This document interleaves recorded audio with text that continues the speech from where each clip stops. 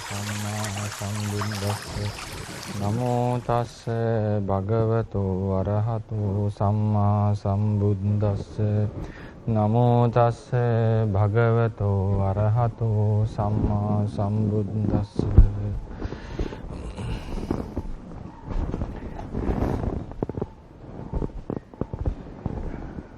ගෞරවනීය ස්වාමීන් වහන්සේලා වර ප්‍රමුඛ මහා සංඝරත්නයන් අවසරයි. අද අපි කලින් දවසේ අපි කතා කරලා ඉවර වුණා සිත් පිළිබඳව සාමාන්‍ය හැඳින්වීමක්. ඊට පස්සේ ඒ සිත්වල බෙදීම සහ අවසානයේදී ඒ වගේම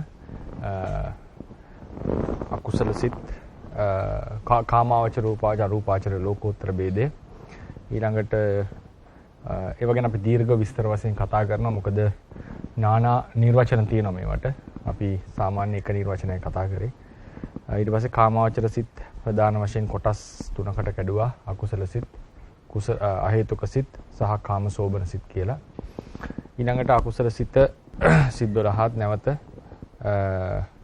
කොටස් තුනකට කැඩුවා. ලෝභ මූල සිත්, දෝෂ මූල සිත් සහ මෝහ මූල සිත් ලෙස. ඊට පස්සේ ලෝභ මූල සිත 8ක් කියලා කිව්වා. මේක අපි මාතෘකාව එකපාරට අපි කතා කරන්න බලාපොරොත්තු වෙන්නේ මොනවද මෙතන තියෙන පරමාර්ථ ධර්ම කියන එක පිළිබඳව යම් හැඳින්වීමක් ලබා දෙන්න.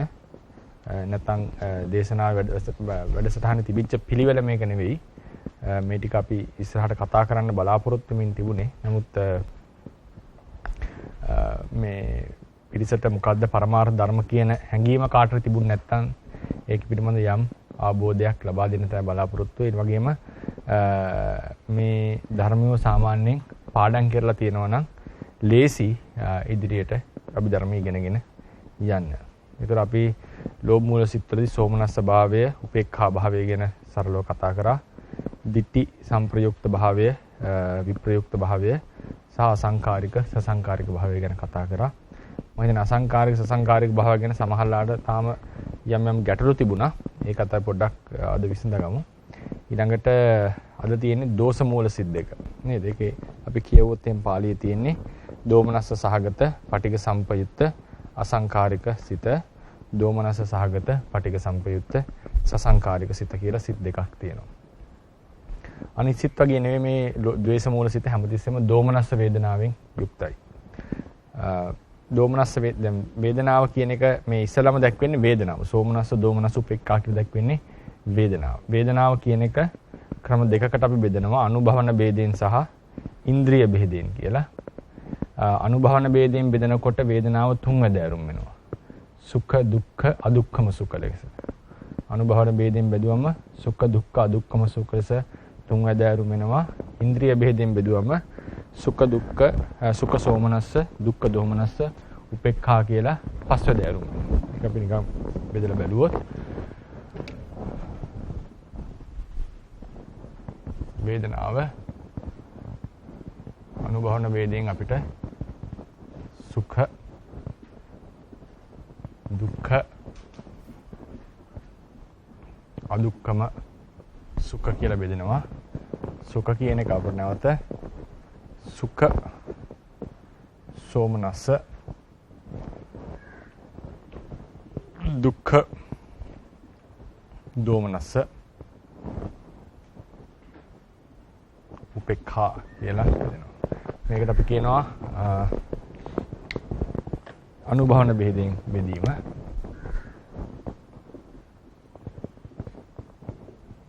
මේකට කියනවා ඉන්ද්‍රිය ભેදය කියලා.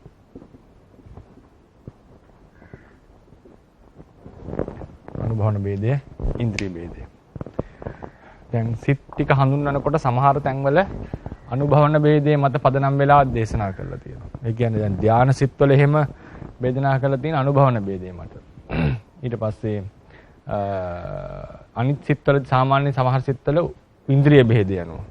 ඒ නිසා ඒක ඒ තනනුව විස්තර කරන්න මොකද්ද ඉන්ද්‍රිය ભેදය, මොකද්ද අනුභවන ભેදය කියලා කියන්නේ. ඒ කියන්නේ ඉන්ද්‍රිය ભેදය කියන එක අපි ඉස්සරහට විස්තර කරනවා. ඉන්ද්‍රිය කියන්නේ මොනවද කියලා. ඉන්ද්‍රිය කියන්නේ යම් අනිත් ධර්ම වලට යම් ඊශ්වරත්වයක් පවත්වන ධර්ම. එතකොට වේදනාව කියන එක ඉන්ද්‍රියක්. මොකේද ආරම්මන රස අනුභවණය තමයි වේදනාව ඊශ්වරත්වය දක්වන්නේ. ඉතින් ආරම්මන රස අනුභවණය. ඊට පස්සේ අනුභවන භේදය කියලා කියන්නේ ඒ කියන්නේ ඉන්ද්‍රිය භේදය කතා කරනකොට ඒක ඒ කෘත්‍ය අනුව කතා කරන්නට ඕන. ඒක ටිකක් කතා කරන්නකොත් වෙලා යනවා. අනුභවන භේදය කියන්නේ හුදු ආරම්මණයේ තියෙන රසය අනුභව කරන ආකාරය. අනුභව කරන ආකාරය. එතකොට ආරම්මන රස තුනක් තියෙනවානේ. ඉෂ්ට, අනිෂ්ට, මධ්‍යස්ථ කියලා. සිත කියලා කියන්නේ අරමුණ ගන්නා වූ ක්‍රියාව. අරමුණු රාශියක් අතරින් එක අරමුණකට ફોකස් එක දෙනවා කියලා කියන්නේ සිතේ විඥානයේ කෘත්‍ය. ඒ වෙලාවේදී ඒ හැම ආරම්මණයක තියෙන ආරම්මන රසය කියලා එකක්. ඒ ආරම්මන රසයට සංවේදී වෙන්නේ වේදනාව. අරමුණ සිත අර ගන්නකොට වේදනාව ආරම්මන රසයට සංවේදී වෙනවා. එතකොට ඉෂ්ඨ ආරම්මන රසය ගන්න වේදනාවට කියනවා සුඛ වේදනාව කියලා. අනිෂ්ඨ ආරම්මන රසය ගන්න වේදනාවට කියනවා දුක්ඛ වේදනාව කියලා. මධ්‍යස්ථ ආරම්මන රසය ගන්න වේදනාවට කියනවා අදුක්ඛම සුඛ වේදනාව කියලා. එතකොට මේ අනුභවන ભેදයෙන් බැලුවම අනුභවන ભેදයේ තියෙන සුඛය කියන එක සුඛ සෝමනස්ස කියලා දෙකට කැඩෙනවා. මේක මානසික සුඛය තමයි සෝමනස්සය කියලා කියන්නේ. කායික සුඛයට සුඛය කියලා කියන්නේ ඉන්ද්‍රිය ભેදයේදී. කායික සුඛය කියලා කියන්නේ කාය විඥානයක හටගන්න සැපයට. සෝමනස්සය කියලා කියන්නේ මානසිකව හටගන්න සැපයට, වේදනාවට. යහපත් වේදනාව. මානසික දුකට කියලා කියන්නේ දෝමනස්සය කියලා. කායික දුකට කියන්නේ දුක්ඛය කියලා. මේ ඉන්ද්‍රිය ભેදය යටතේ. අනුභවන ભેදය යටතේ කායික මානසික සැප දෙකටම සුඛය කියලා කියනවා. හරිද? අනුභවන ભેදය යටතේ කායික මානසික දුක දෙකටම දුක්ඛය කියලා කියනවා. ඉන්ද්‍රිය ભેදය යටතේ කායික දුක්ඛය, මානසික දුක්ඛය, දෝමනස්සය. ඊට පස්සේ උපේක්ඛාව කියන එක දෙකට කැඩෙන්නේ නැහැ. අදුක්කම සුඛයම උපේක්ඛාව ලෙස අරන් තියෙනවා. අදුක්කම සුඛ වේදනාවත් කායික මානසික කියලා දෙකට කඩන ක්‍රමයක් තියෙනවා පරියාය වශයෙන්. ඒ කියන්නේ චක්කු සෝත ගාන ජීවහා විඥානවල පහළ වෙන උපේක්ඛාව, කායික උපේක්ඛාව, අනිත් එක මානසික උපේක්ඛාව කියලා කඩන ભેදයක් තියෙනවා. ඒක පරියායෙන් කඩන ක්‍රමයක්. නැත්තම් සාමාන්‍යයෙන් අපි මෙහෙම තමයි අරගන්නේ. ඉතින් ඒ නිසා වේදනාවෙන් දැන් ද්වේෂ මූල සිතෙහි හැමතිස්සෙම පහළ වෙන්නේ දෝමනස්ස වේදනාව. ඒ කියන්නේ මානසික වේදනාව. මානසික අනිෂ්ට ආරම්මණයක් ගන්න වේදනාව. ඉතින් ඒකෙදි ආරම්මණය අනිෂ්ට වෙන්න අත්‍යවශ්‍යම නැහැ. ආරම්මණය අනිෂ්ට වෙන්න අත්‍යවශ්‍යම නැහැ. දැන් සමහර බුදුරජාණන් වහන්සේට විරුද්ධ අයට බුදුරජාණන් වහන්සේ වැනි ඉෂ්ට රූපයක් ඒ කාලේ දකිනකොට සමහර තීර්ථකාදීන්ට උන්වහන්සේ කෙරෙහි ද්වේෂය පහළ වෙනවා. උන්වහන්සේ කෙරෙහි ද්වේෂ මූල සිතක් පහළ වෙනවා කියලා කියන්නේ වේදනාව දෝමනස්ස සහගතයිනේ. වේදනාව දෝමනස්ස. නමුත් උන්වහන්සේ අතිශය ඉෂ්ඨ ආරම්මණය. ඉතින් ආරම්මණයේ තියෙනවා ඉන්බිල්ට් ඉෂ්ඨ අනිෂ්ඨ මධ්‍යස්ථ ගතිය. සමහරලාට පුද්ගලයා ඉෂ්ඨ ආරම්මණය අනිෂ්ඨ ලෙස ගන්නට පුළුවන්.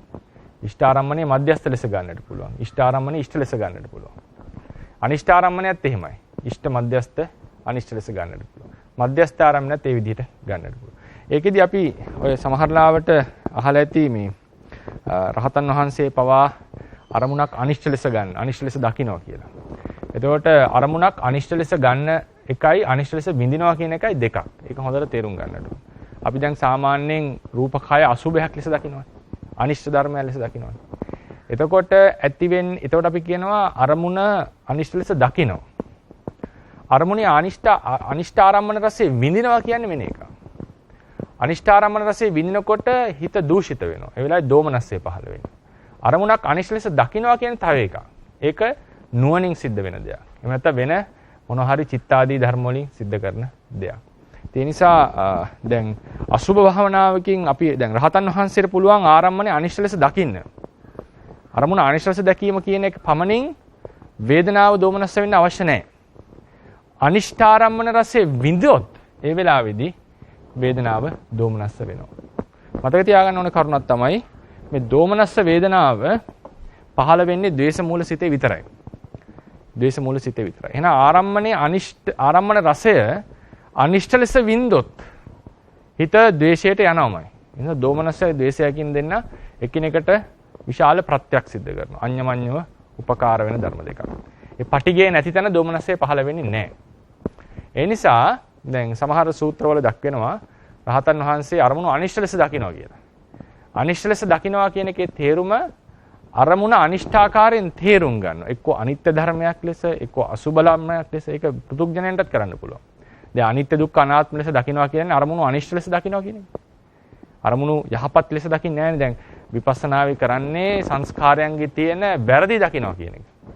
සංස්කාරයන්ගේ දොස් දකින්න එක තමයි විපස්සනාවේදී කරන්නේ. ඒක බුදුරජාණන් වහන්සේගේ ප්‍රතිපදාව හැමතිස්සෙම කොටස් දෙකකට කඩන්න පුළුවන්. හැම ප්‍රතිපදාවම. හැම ප්‍රතිපදාවෙක්ම දිනු කරන්නේ පුරුදු කරන්නේ අංග දෙකකින්. දොස් දැකීම සහ ආනිසංස දැකීම. යහපත් ප්‍රතිපදාවේ ආනිසංස දැකීමත් අයහපත් ප්‍රතිපදාවේ දොස් දැක. ඒ කියන්නේ දුස්සීල භාවයේ දොස් දකින්න ඕනේ, සිල්වන්ත භාවයේ ආනිසංස දකින්න ඕනේ. ඒකෝට තමයි අපිට සීලය රකින්නට හිතෙන්නේ. සමාධිය පුරුදු කරනකොටත් එහෙමයි. විසුද්ධි මාර්ගය කියනවනේ. පඨවි කසිනියක බලන්න කලින් ඉස්සලම සමාධි ආනිසංස දකින්නවා. ඊට පස්සේ සමාධිය නොවැඩීමෙන් වෙන දොස් දකින්නවා. ඊට පස්සේ රූපාවචර ධානය උපදවපු කෙනා අරූපාවචර ධානයට යන්නට ඕන. රූපාවචර ධානයේ දොස් දකින්නට ඕනේ. අරූපාවචර ධානයේ ආනිසංස දකින්නට ඕනේ. සාමාන්‍ය මිනිස්සෙක් ධානයක් උපදවන්න යනකොට කාමයේ දොස් දකින්නට ඕනේ. රූපාවචර ධානයේ ආනිසංස දකින්නට ඕනේ. විපස්සනා වඩනකොට මොකද්ද කරන්නේ? සංස්කාරයන්ගේ දොස් දකිනවා, නිර්වාණේ ගුණ දකිනවා. නිර්වාණේ ගුණ කියන එක මෙනෙහි කරනවා බහිතුපට්ඨාන ඥානයේ පටන් මෙනෙහි කරන්නට ඕනේ. සාමාන්‍යයෙන් අද කාලේ කතා වෙනවා අඩුයි ඒක ගැන. බහිතුපට්ඨාන ඥානයේ පටන් බහිතුපට්ඨාන ආදීනව නිබ්බිදා කියන ඥානවලදී නිවනේ ගුණත් මෙනෙහි කරන්නට ඕනේ සංස්කාරයන්ගේ දොස් දකින්නට අමතරව. ඒ නිසා බුදුරජාණන් වහන්සේගේ ශාසනයේ තියෙන සෑම ප්‍රතිපදාවක්ම වැඩ කරන්නේ ක්‍රම දෙකකට. ඒ කියන්නේ ආදීනව දැකීම සහ ආනිසංස දැකීම කියන එක උඩ. ඉතින් එතකොට ආදීනව දකිනකොට දැන් සංස්කාරයන්ගේ ආදීනව දකිනකොට සංස්කාරයන් අනිෂ්ඨ ලෙස දකිනවා කියන එක. රූපකය අසුබ ලෙස දකිනවා කියන්නේ රූපකය අනිෂ්ඨ ධර්මයක් ලෙස දකිනවා කියන එක. අනිෂ්ඨ ධර්මයක් ලෙස දැක්ක පමණින් වේදනාව දෝමනස්ස වෙන්නට ඕනේ නැහැ. වේදනාව දෝමනස්ස වුණොත් එතනදී සිත දූෂිත වෙලා එතනදී දෝමනස්සේ පටිගය පහළ වෙලාමයි. ඒ නිසා හොඳට මතක තියාගන්න අනිෂ්ඨාරම්මණය දැන් අපි කියවනේ ආරම්මණයක තියෙනවා රස තුනක් කියලා. ඉෂ්ඨ අනිෂ්ඨ මධ්‍යස්ථ කියලා. එතකොට අනිෂ්ඨ වූ පමණින් අරමුණ අනිෂ්ඨ වූ පමණින් ආරම්මන රසය දැන් අපි හිතමුකෝ අරමුණ අනිෂ්ඨ ලෙස දකිනවා.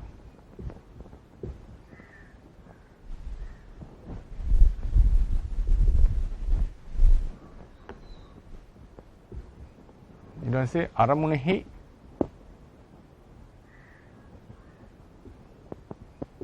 අනිෂ්ඨාරම්මන රසය විඳිනු. විඳීම. අරමුණක් අනිෂ්ඨ ලෙස දකින්න පුළුවන් සෝමනස සහගත හිතෙනවා. අරමුණක් අනිෂ්ඨ දැන් උදාහරණයකට ප්‍රථම ධානය උපදවන අසුබේ. ප්‍රථම ධානය කියන එක ඔයගොල්ලන්ට මේ හෑන්ඩ් අවුට් එකේ යන්න 4 වෙනි පිටුවට 3 වෙනි පිටුවට 3 වෙනි පිටුවේ අන්තිමට තියෙන රූපාවචර සිත් 15 කොටස් 3කට බෙදේ කුසල විපාක ක්‍රියා කියලා නේද? 3 වෙනි පිටුවේ අන්තිමට. ඒකේ තියෙන්නේ ප්‍රථම ධානයේ හැමතිස්සෙම විතක්ක ਵਿਚාර පීති සුඛ ඒකාගතා සහිත ප්‍රථම ධානය. හරිනේ? සුඛය කියලා එතන ගත්තේ මේක. සුඛය කියන්නේ සෝමනස්සයමයි. එතන සුඛය කියන්නේ සෝමනස්සය. නමුත් විස්තර කරලා තියෙන අනුභවන ભેදය යටතේ. ඒ නිසා සුඛ වචනේ දැම්මට ඉන්ද්‍රිය ભેදය යටතේ ඒක වටින්නේ සෝමනස්සය. ඉතින් ඒ ප්‍රථම ධානයේ සෝමනස්සයෙන්ම යුක්ත අනිවාර්යයි. දැන් අපි දන්නවා අසුභ භාවනාව වඩලා උපදවන්න පුළුවන් ප්‍රථම ධානය විතරයි. අසුභ භාවනාවෙන් කරන්නේ මොකද? අරමුණ අනිෂ්ඨ ලෙස දකින්න එක. අරමුණේ අනිෂ්ඨාකාරය දකින්න එක. ඔය හිතන් අපි කියන්නේ ධානය වඩනකොට හුදු සමාධියක් විතරයි නෙවෙයි තියෙන්නේ. ධානයෙන් කියන්නේ ඒක සූත්‍රයක එනවා. ඒ සූත්‍රය තමයි තප්පටමඥාන සූත්‍රය.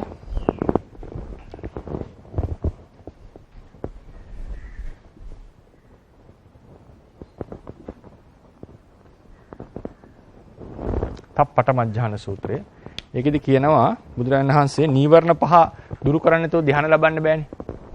ඒ වගේම කාමයන්ගේ ආදීනවය මසන මෝහය දුරු කරන්න නැතුවත් ඒ ධ්‍යානෙ ලබන්න බෑ. අට්ඨානං කියලා. ඒක වියන හැක්කක්. නීවරණ හයම දක්වපු තැනක් ඔය.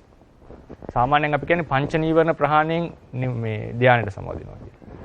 අභිධර්ම පොත්වල අපි දකිනවා නීවරණ 6ක් ගැන කතා කරනවා. අවිද්‍යා නීවරණයත් එක්ක.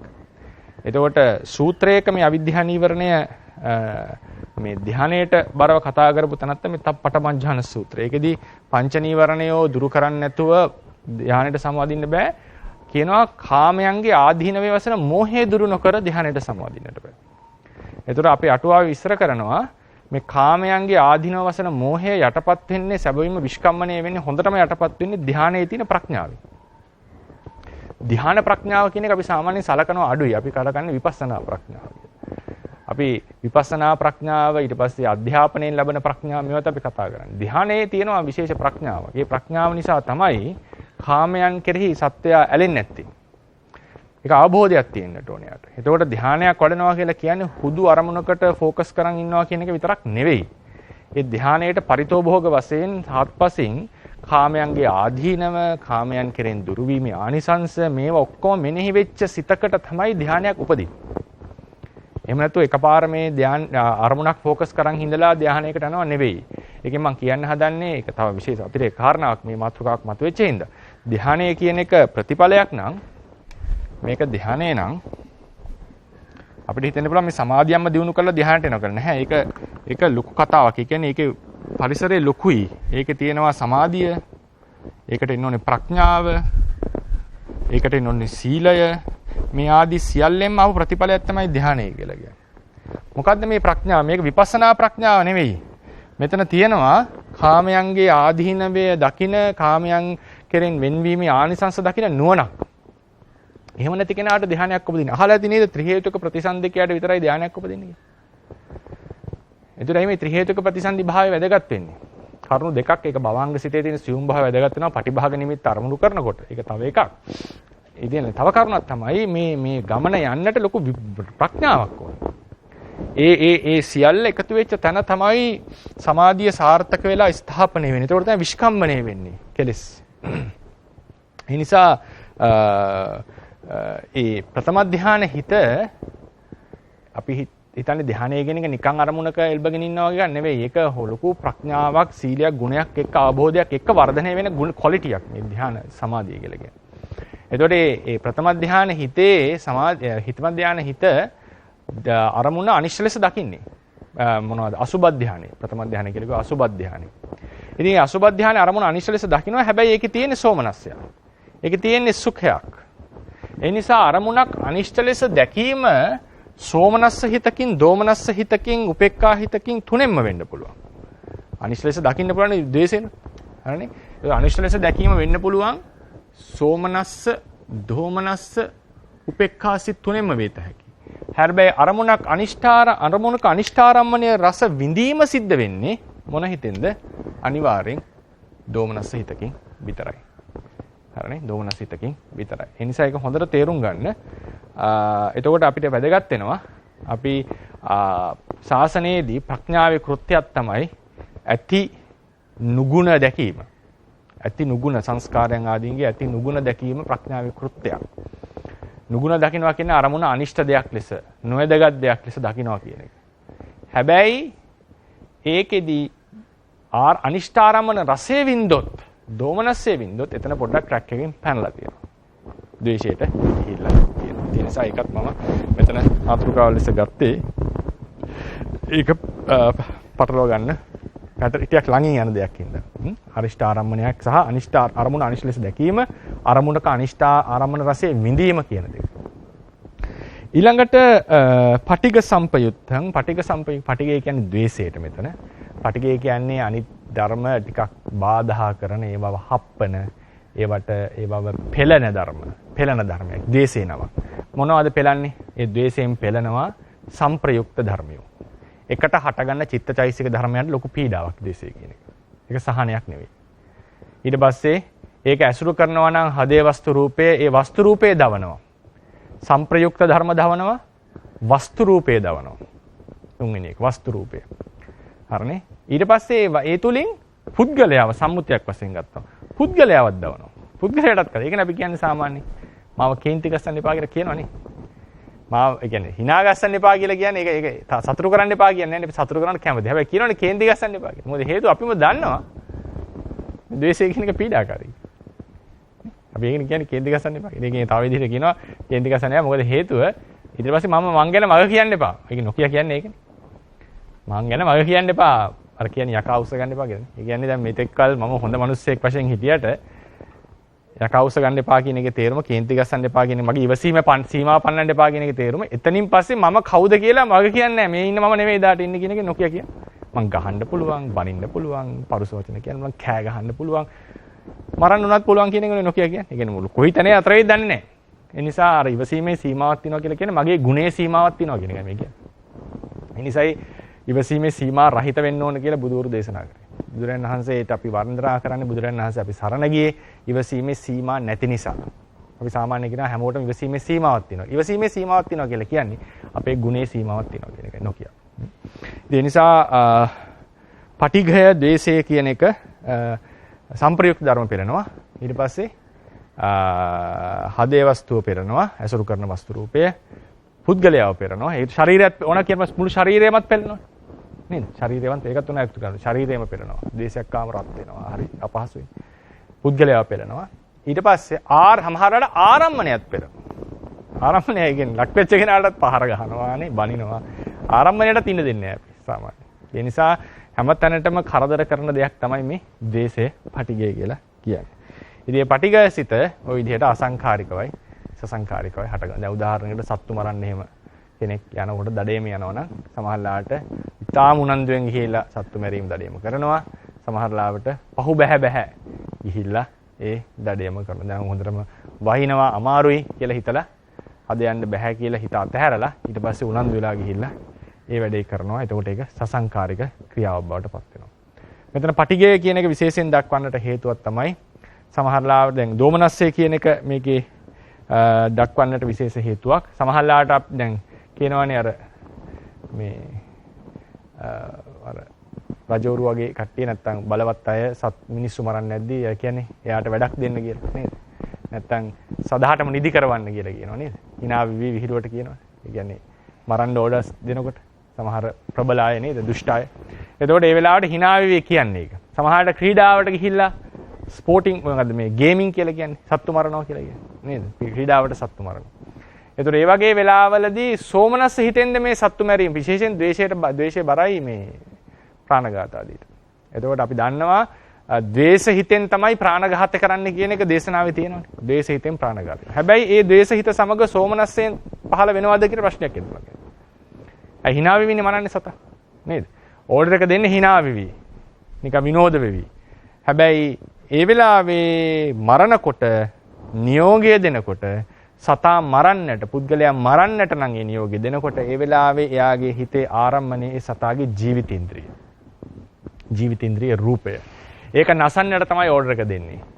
ඒ නිසා hinawi කිව්වත් ඒ අතරතුරදී මරණ නියෝගය දෙනකොට මරණය කරනකොට මේක තුවක්කුවේ කොකා ගස්සනකොට ඊතලයේ නික්ම අතහරිනකොට ඒ සිද්ධියේදී පහළ වෙන්නේ දෝමනස්ස සිතක්මයි. ඒ කියන්නේ සෝමනස්ස සිත අතර මත දෝමනස්ස සිත නැවත පහළ වෙනවා. දෝමනස්ස සිත පහළ වෙනවා ප්‍රාණඝාතය සිද්ධ වෙනකොට.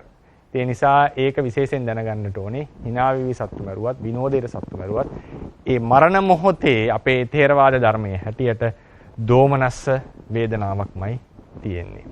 ඊළඟට සමහරලාවට දැන් ප්‍රාණඝාත ආදිය කරනකොට මිත්‍යා දෘෂ්ටියකින් නම් කරනවනේ. මෙච්චර හරක් ටිකක් මැරුවොත්, මෙච්චර සත්තු ටිකක් මැරුවොත්, මෙච්චර එළුව ටිකක් මැරුවොත් ස්වර්ගයට යනවා.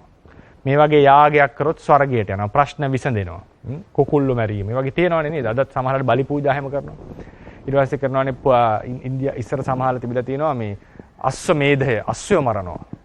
ඊට පස්සේ හස්ති මේධය, හස්තීන් මරනවා. පුරුෂ මේධය, පුරුෂයෝ මරනවා. මිනිස්සු මරලා තියෙනවා මේධය නේ. පුරුෂ මේධය කියලා තියෙනවා.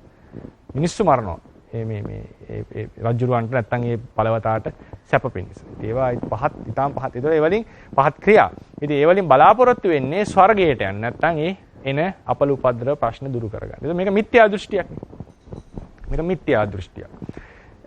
කෙනෙක්ට හිතෙන්න පුළුවන් ඒ වගේ අවස්ථාවල මිත්‍යා දෘෂ්ටියෙන් යුක්තවද ඒ දේ සිද්ධ කරනවා. මිත්‍යා දෘෂ්ටිය තියෙනවා ඒ වෙලාවේ හිතේ. නමුත් ඒ ප්‍රාණ වධය සිද්ධ කරනකොට ප්‍රාණ ඝාතය සිද්ධ කරනකොට ඒ වෙලාවේ පහළ වෙන්නේ පටිඝ සංප්‍රයුක්ත සිතක්. මිත්‍යා දෘෂ්ටි සිතක් නෙවෙයි. මිත්‍යා දෘෂ්ටිය පහළ වෙන්නේ ලෝභ මූල සිතේ විතරයි තේරවාද ධර්මයේ හැටියට. නමුත් හාත්පස තියනවා දැන් ඒ අහවල් මොනවා හරි ගාතාව හරි පාඨය කියලා තමයි සතාව ඝාතනය කරන්නේ. ඒතර ඒ වෙලාවේ දෘෂ්ටිය වැඩ කරනවා ඒ අදාළ යාඥාව කරනකොට. නමුත් ඒ වධය සිද්ධ කරනකොට විනාශය සිද්ධ කරනකොට එතන පහළ වෙන්නේ ද්වේෂ මූල සිතක්මයි. පටිඝයමයි. දෘෂ්ටි ආදිය නෙවෙයි. ඊළඟට සමහර ලාවට දැන් සම්‍යක් දෘෂ්ටියේ පිහිටපු කෙනෙක් සම්‍යක් දෘෂ්ටියේ පිහිටනවා කියලා මම අදහස් කරේ බෞද්ධයෙක් වෙනවම කියන එක නෙවෙයි. සම්‍යක් දෘෂ්ටිය කියන එකේ ભેද තියෙනවා ප්‍රභේද තියෙනවානේ. නේද? කර්මවාදී ක්‍රියාවාදී තාපසවරු ඉඳලා තියෙනවානේ. බෝසතාණන් වහන්සේ ඉඳලා තියෙනවානේ එහෙම තාපසවරු වෙලා. කර්මයේ කර්මඵලයේ විශ්වාසය කියන එක බුද්ධ ආගමෙන් පිටත් තිබෙනවා. ඒ නිසා කර්මඵලවාදී සම්‍යක් දෘෂ්ටිකයෙක් සමහරලාට ඒක අරහැරලා මිත්‍යා දෘෂ්ටිකෙක් වෙන අවස්ථා තියෙනවා. හැබැයි ඊට පස්සේ දැන් මේ මිත්‍යා දෘෂ්ටික ආගම පිළිපදිනවා යා. පිළිපදිනකොට ඔන්න යාට මුලින්ම තියෙනවා සත්ව ඝාතනයක් කරන්න. ඒ වෙලාවේ මොකද්ද වෙන්නේ පළවෙනිද මේ වගේ ඒක මිත්‍යා දෘෂ්ටිකේ සම්‍යක් දෘෂ්ටි ගුණාමත් ඕකනවා සම්‍යක් දෘෂ්ටිකේ මිත්‍යා දෘෂ්ටි ගුණත් වෙනවා. මොකද පළවෙනි අවස්ථාවේ අපිට සැකයක් තියෙනවානේ මේ හරිද දන්නේ නැහැ මොකක්ද වෙන්නේ දන්නේ නැහැ කියලා නේද. එයයි මුලින්ම මාරු වෙච්චලා පොඩි නිකන් දෙගිඩියාවක් හිටිනවා අපිට. ඉතින් ඒ දෙගිඩියාවේදී සමහරලාට මේක හරිද වැරදිද කර්මයක් වෙනවද නැද්ද කියලා සැක කරනවා. ඒතර අටතනනේ සැක කරලා තියෙන්නේ. ඒතර ඒකට විචිකිච්ඡාව කියලා. අටතන සැක කරනවා කියලා කියන්නේ බුදුන් දහම් සංගුණ නැත්තම් පුබ්බා පූර්වාන්තේ අපරාන්තේ. මේවා සැක කරනවා කියලා කියන්නේ එතනට විචිකිච්ඡාව. එතකොට ඒ වගේ සැකයකින් සතා මරනවා මුලදී. පස්සේ ඒක හරි ගිහලා දිගටම කරන් යයි ඒ කෙනා. එතකොට කෙනෙක්ට එන්න පුළුවන් මේ විචිකිච්ඡාව හිතෙන් සතා මැරුවේ. මේ වගේ අවස්ථාවලත් විචිකිච්ඡාව කියන එකත් මෝහ මූල විචිතේ විතරයි පහළ වෙන්නේ. මේ වෙලාවේ පහළ වෙන්නේ පටිඝ සිතමයි, ද්වේෂයමයි. ඒ නිසා මේ පටිඝ කියන වචනේ විශේෂයෙන් දාලා තියෙනවා කියන්නේ මේ ප්‍රාණවාද ආදී සිද්ධ කරනකොට ප්‍රධාන වශයෙන් ඒ පටිඝ සිත පහළ වෙනවා කියන්නට. ඉතින් මේ ද්වේෂ මූල සිතෙන් සිද්ධ කරන විශේෂ අකුසල් තමයි ප්‍රාණඝාතය, පරුසා වාචය නේ. ඊට පස්සේ ව්‍යාපාදය කියන අකුසල් තුන ද්වේෂ මූල සිතෙන්මයි සිද්ධ වෙන්නේ. ලෝභ මූල සිතෙන් අනිවාර්යෙන් සිද්ධ වෙනවා තමයි කාම මිච්ඡාචාරය. ඊට පස්සේ අවිජ්ජාව සහ මිත්‍යා දෘෂ්ටිය කියන ඒවා ලෝභ මූල සිතෙන්මයි සිද්ධ වෙන්නේ. ඊළඟට අපි එනවා අසංකාරික සසංකාරික ભેදයට.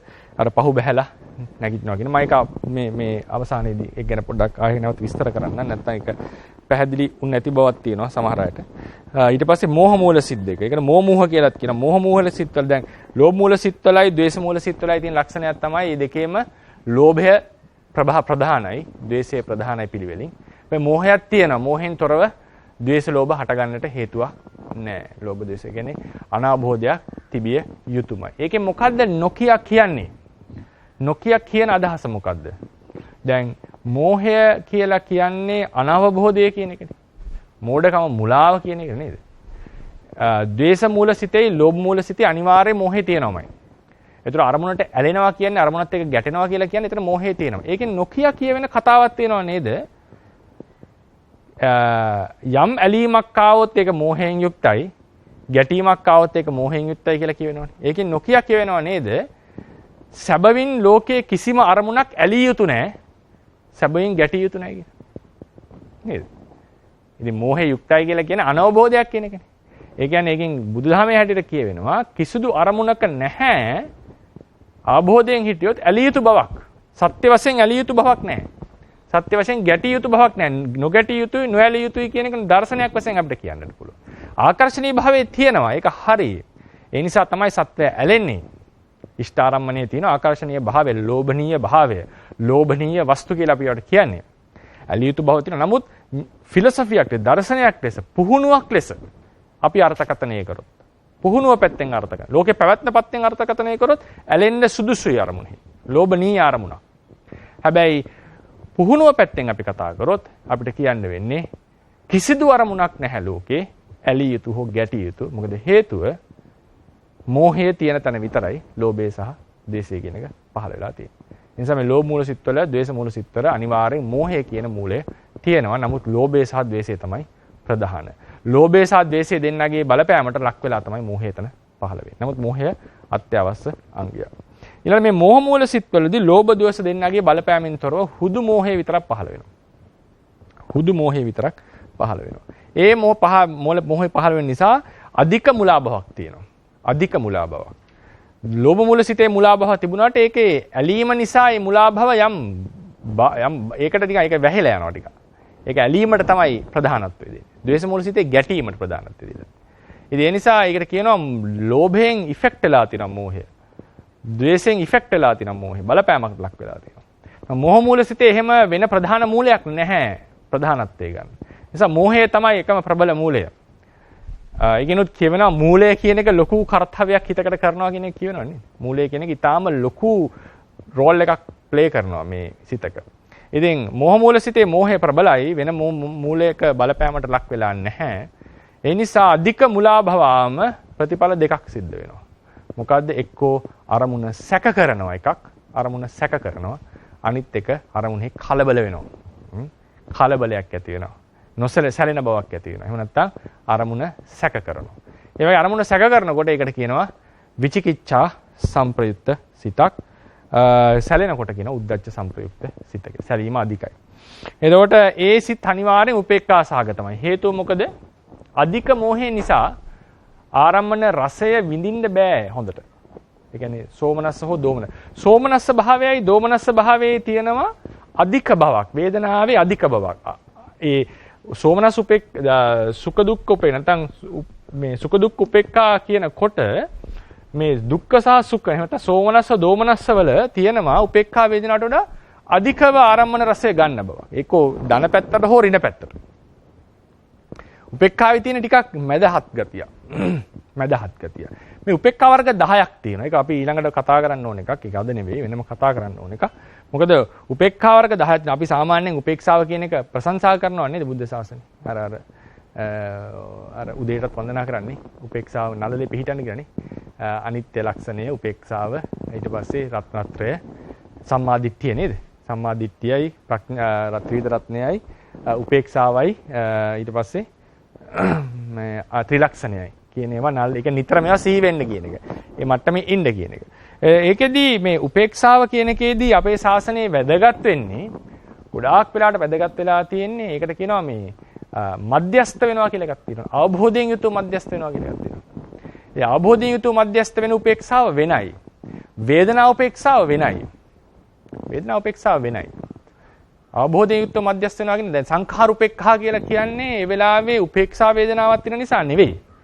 ඒ සංස්කාර කෙරෙහි උපේක්ෂක භාවයක් ඇති වෙලා තියෙනවා ප්‍රඥාව නිසා. එතන උපේක්ෂා වර්ග තුනක් තියෙනවා. වීර්ය උපේක්ෂාවක් තියෙනවා, සංස්කාර කෙරෙහි උපේක්ෂාවක් තියෙනවා. ඊට පස්සේ භාවනාව කෙරෙහි උපේක්ෂාවක් තියෙනවා. උපේක්ෂා තුනක් වැඩ කරනවා සංඛාර උපේක්ඛා ඥානය. ඉතින් මේ හැම එකකම එක එක ධර්ම වලින් එක බලපාලා තියෙන්නේ. උපේක්ෂා වේදනාව නෙමෙයි එතන අරන් තියෙන්නේ. දැන් රහතන් වහන්සේලා චලංග උපේක්ෂාව කියන. චලංග උපේක්ෂාව ඇති වෙන්නේ ප්‍රඥාව හේතු කරගෙන, අවබෝධය හේතු කරගෙන. මේ උපේක්ෂා වේදනාව කියලා කියන්නේ ආරම්මන රසය මධ්‍යස්ථ ආකාරයෙන් විඳින එක හෝ මධ්‍යස්ථ ආරම්මන රසයක් විඳිනවා කියන එක. හරිනේ ඒක අකුසල සිතෙත් තියෙනවානේ. ඒක අකුසල සිතේ. ඒ නිසා උපේක්ෂා වේදනාව වූ පමණින් හොඳක් යහපතක් වෙනවා කියලා අපිට කියන්න බෑ. දැන් කියන්න බෑ. ධානා මට්ටමට එනකොට වේදනාවේ ප්‍රශ්නයක් තියෙනවා. ඒක වැදගත් වෙනවා. ඒක වැදගත් වෙන අවස්ථාවක් තියෙනවා. නැතුව නෙමෙයි උපේක්ෂා වේදනාව වැදගත් වෙන අවස්ථාවක් තියෙනවා. නමුත් අර හැමතිස්සෙම සමහරලාට එන්න පුළුවන් මේ උපේක්ෂාකව ඉන්න ඕනේ කියලා වගේ උපදේශයක් එන්නට පුළුවන්. ඊට පස්සේ සමහරලාට දානයක් දෙනකොටත් උපේක්ෂා වෙන්න බලනවා. සීලයක් රකින්නකොටත් උපේක්ෂා වෙන්නේ නැහැ. දානයක් දෙනකොට සීලයක් රකින්නකොට සෝමනස්සේ වැඩි තරමට කුසලයේ ප්‍රබලයි. සෝමනස්සේ වැඩි තරමට කුසලයේ ප්‍රබලයි. ওই ප්‍රශ්නේ ඉදත් ඇහුවානේ උපේක්ෂා සෝමනස්ස දෙකේ භේදේ කවුද ප්‍රබල කියලා. ඒක මම කියන්නේ අවසානයේ මම විසඳන්නම්. ඒ කියන්නේ ඉගෙන උත්තරයක් දෙන්නම් කියලා නේද? ඉතින් ඒකෙදි කියන්නට ඕනේ මේ උපේක්ෂා වීම හෝ ඒක මේ මෙතනදී අපි මතක් කරන්න ඕන කරුණ තමයි වේදනාව උපේක්ෂා වීම කියන එක හැමත් ගොඩාක් තැන්වල ලොකුවට අත්‍යවශ්‍ය දෙයක් නෙවෙයි. දැන් උදාහරණයකට අපි අසුබ භාවනාව වඩන් යනවා නම් ධානයකටපත් වෙන්න යනවා නම් කවදාවත් කිසිම ආකාරයකින් උපේක්ෂා ධානයක් උපදවන්න බෑනේ. ප්‍රථම ධානයේ අනිවාර්යයෙන්ම සෝමනස්සයිනේ. ප්‍රථම ධානයේ අනිවාර්යයෙන්ම සෝමනස්සයි. ඒ ප්‍රොසීජර් එකේ සෝමනස්සේ පහළ වෙනවාමයි. නේද? ඒ නිසා මේ වේදනාවේ තියෙන සෝමනස් උපේක්ෂා භාවය කියන එක ලොකුවට බලපාන්නේ නැහැ අපේ ප්‍රතිපදාවට.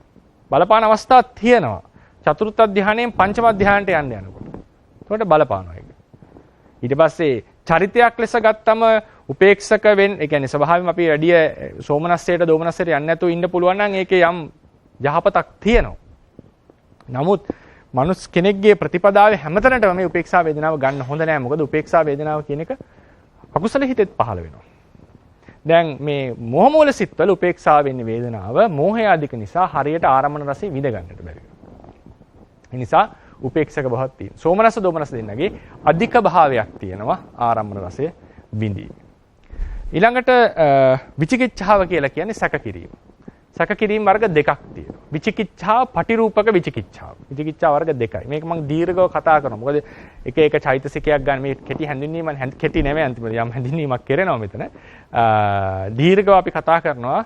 ඒ කියන්නේ දවස් ගණන් අරගෙන ඒ වෙන වෙනම පාඩම් අරගෙන විචිකිච්ඡාව කියන්නේ මොකද්ද, උද්ධච්චය කියන්නේ මොකද්ද, කුක්කුච්චය කියන්නේ මොකද්ද කියලා වෙනම චෛතසික හඳුන්වනවා. මොකද තේරවාදීන්ගේ මූලධර්ම කතා කරනවා නම් තේරවාදයේ මූලධර්ම කියලා තමයි මම මේ වැඩසටහන නම් කරන්නේ ඇත්තටම. තේරවාදයේ මූලධර්ම කතා කරනකොට චෛතසික වෙන වෙනම කතා කරන්න වෙනවමයි. රූපේ වෙන වෙනම කතා කරන්න වෙනවා. ඒවා තාම වැදගත් මූලධර්ම තේරවාදීන්. ඉතින් ඒ නිසා ඒවට විශේෂ කාලයක් ගන්නවා. මෙතන විචිකිච්ඡාව කියන්නේ සැකය කියන එක. සැකය කියනකොට මේ හැම සැකයක්ම විචිකිච්ඡා ගණයට යන්නේ නැහැ.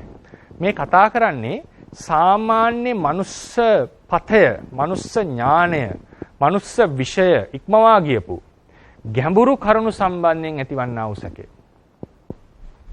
සාමාන්‍ය මනුස්ස ඥානය නුවණ ඉක්මවා ගියපු ගැඹුරු කරුණු. මොනවද සාමාන්‍ය මනුස්ස ඥානයේ නුවණ ඉක්මවා ගියපු ගැඹුරු කරුණු? එකක් තමයි පසු භවයක් ඇද්ද නැද්ද? මේක මනුෂ්‍ය ශිෂ්ටාචාරයේම ආව ප්‍රශ්නයක්. මනුෂ්‍ය ශිෂ්ටාචාරයේ ආගම බිහි වෙන්න තියෙන ප්‍රධානම සාධකය තමයි මරණය. මරණයෙන් මත්තේ මොකද්ද වෙන්නේ? මේක හොයාගන්න බැරි නිසා තමයි මේක සම්බන්ධයෙන් ලොකු ආගම් වාද ගොඩාක් ඇවිල්ලා තියෙන්නේ. පූර්ව භවය. මේක පළවෙනි ජීවිතේද? නැත්නම් මීට කලින් ජීවිතයක් තිබුණාද? මේක කවුද ආරම්භ වුණේ? කොහොමද ආරම්භ වුණේ? පූර්ව භවය පිළිබඳව ප්‍රශ්න. අපි කොහින්ද ආවේ? අපි කොහෙටද යන්නේ? මේ ප්‍රශ්නය සාමාන්‍ය මිනිසයා ශිෂ්ටාචාරයක් ලෙස මිනිසයාට වද දීපු ප්‍රශ්නයක්. ඒකේ තියෙන සත්‍ය පිළිබඳව යම් කිසි අවිනිශ්චිත භාවයක් ආවොත් ඒකට කියනවා විචිකිච්ඡාව කියලා. ඊට පස්සේ තව තියෙනවා තව ගැඹුරු කරුණු තමයි බුදුවරයෙක් පහළ විය හැකිද? නිර්වාණ ඒක ගොඩාක්ම බෞද්ධ දර්ශනෙට කිට්ටු කරලා කියන්නේ බුදුවරයෙක් පහළ වීම. ඊට පස්සේ නිර්වාණ ධාතුව, මාර්ගඵලාදිය ඒවා අධිගමනය කරපු පුද්ගලයන් පිළිබඳව ශාවක සංඝයා මේ සීල සමාධි ප්‍රඥා ප්‍රතිපatti පූර්ණේ කරලා දියුණුවක් තියනවාද? ඉදිරියට යන්න පුළුවන්ද? ඊට පස්සේ හේතුව නිසා ඵලයක් හට ගන්නවාද? කර්මයට විපාක තියනවාද? ඊළඟට මේ ධර්මයෝ දුකද? දුකයයි පවතින දුක්ඛ සත්‍ය, දුකේ හේතුව, දුක්ඛ නිරෝධය, ප්‍රතිපදාව මේවා පිළිබඳව යම් සැකයක්, අවිනිශ්චිත භාවයක් ආවොත් ඒකට කියනවා විචිකිච්ඡාව කියලා. ඒක දීර්ඝව කියන්නට ඕනේ. දැන් උදාහරණයක් ගත්තොත් අපි කියනවා සික්ඛාය සංකංකති කියන්නේ විචිකිච්ඡාය කියලා. සික්ඛාය කංකති කියලා කියන්නේ උදාහරණයක් ස්වාමීන් වහන්සේලාට කිව්වොත් අපිට ශික්ෂාපදයක් හැදුනද නැද්ද කියන සැකේ විචිකිච්ඡාව නෙවෙයි. සික්ඛාපදයක් හැදුනද මේ අවතුනාද නැද්ද කියලා අපිට සැකයක් එන්න පුළුවන් සමහරවිට. ඒක මේ කියන විචිකිච්ඡාව නෙවෙයි. ඒක රහතන් වහන්සේලාටත් එන්න පුළුවන්. ඇයි තියෙන්නේ විනේ රහතන් වහන්සේ කියන සැපක උපදිනවනේ ගබ්බ පීසති උපසම්පදා වෙච්ච. කවුද උන්වහන්සේගේ නම? නේද? ධම්මමල්ල පුත්ත සාංශය හරි කුමාරකාශ්‍යප සාංශය නේද? ඒක තොරතුරම කිව්වොත් එහෙම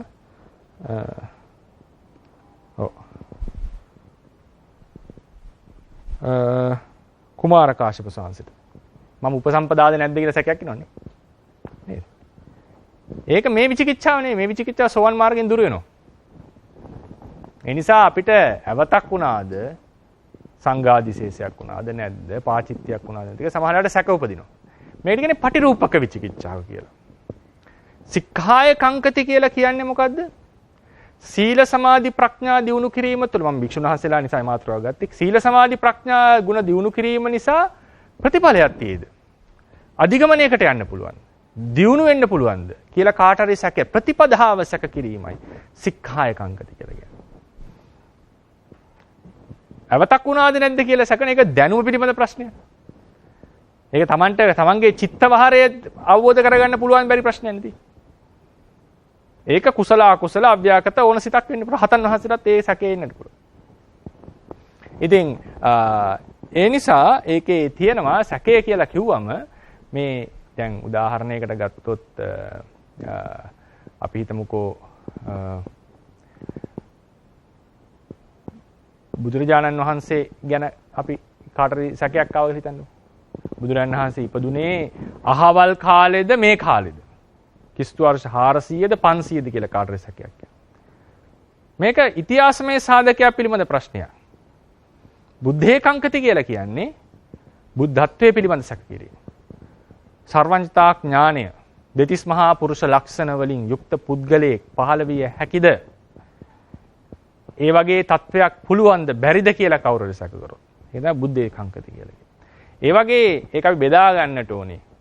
මොකද්ද සැබෑ විචිකිච්ඡාව? අටතන පිළිබඳ විචිකිච්ඡාව. මේ අටතනම සාමාන්‍ය මනුෂ්‍ය පතය චක්ෂුෂය ඉක්මවපු දේවල්. ඒ විශේෂ නුවණින් දත යුතු දේවල්. ඒවා පිළිබඳ ඒක පොඩ්ඩක් එකත් මම මෙතන කතා කරලා යන්නම්. ඉදිරියේදී ඔක් ගැන චෛතසික පාඩමේදී දීර්ඝව කතා කරනවා. ඉතින් අද දවසේ මම කුසල සිත් විතරක් කතා කරන්න බලාපොරොත්තු වෙන පොඩි කාලයක් තියෙන නිසා මම ගන්නම්. සාමාන්‍යයෙන් අපි ගමු චතුරාර්ය සත්‍ය. ඊට පස්සේ බුද්ධ ධම්ම සංඝ ඊට පස්සේ සික්ඛා කියලා මම කතා කරේ ප්‍රතිපදාව කියන එක. හරිනේ? ඊට පස්සේ පෙර භවය ඊට පස්සේ පසු භවය ඊට පෙර පසු භවය හේතුඵල සම්බන්ධය හේතුඵල සම්බන්ධය කියලා කියන්නේ අර গুপ্ত එක. ඒ කියන්නේ සාමාන්‍යයෙන් ඇඟිල්ල දෙක ගැහුවම සද්දයක් එනවා කියන එක සාමාන්‍ය ඕන මෙහෙට තේරෙන දෙයක්. නේද? අවිද්‍යාව නිසා උප්පත්තියක් සිද්ධ වෙනවද? වගේ ගැඹුරු එක මේක. ඊට පස්සේ කර්මඵලය මේ සමහර ඒවා ඕවර්ලැප් වෙනවා. එකම දේ වෙන්න පුළුවන්. නමුත් මේ හැමතැනකම අදහස් කරේ මේවා සම්බන්ධ මේවා මනුෂ්‍ය ප්‍රත්‍ය ඉක්මවපු සාමාන්‍ය නුවණින් දත නොහැකි දේවල් නෙමෙයි. බුද්ධත්වයේ ගැන මේ කියන්නේ. නිර්වාණ ධාතුව මාර්ගඵලවල ස්වභාවය ආර්ය භාවයට පත් විය හැකිද? මෙන්න මේ කියන ඒවා සාමාන්‍ය මනුෂ්‍ය පතය ඉක්මවපු ධර්ම. මේවා පිළිබඳ කාට හරි සැකයක් ආවොත් සැකය ඒකට කියනවා විචිකිච්ඡාව කියලා. අනිත් පැත්ත කියන්නේ නේ. ලේසි. දහස් පැහැදිලි කරන්න බෑ.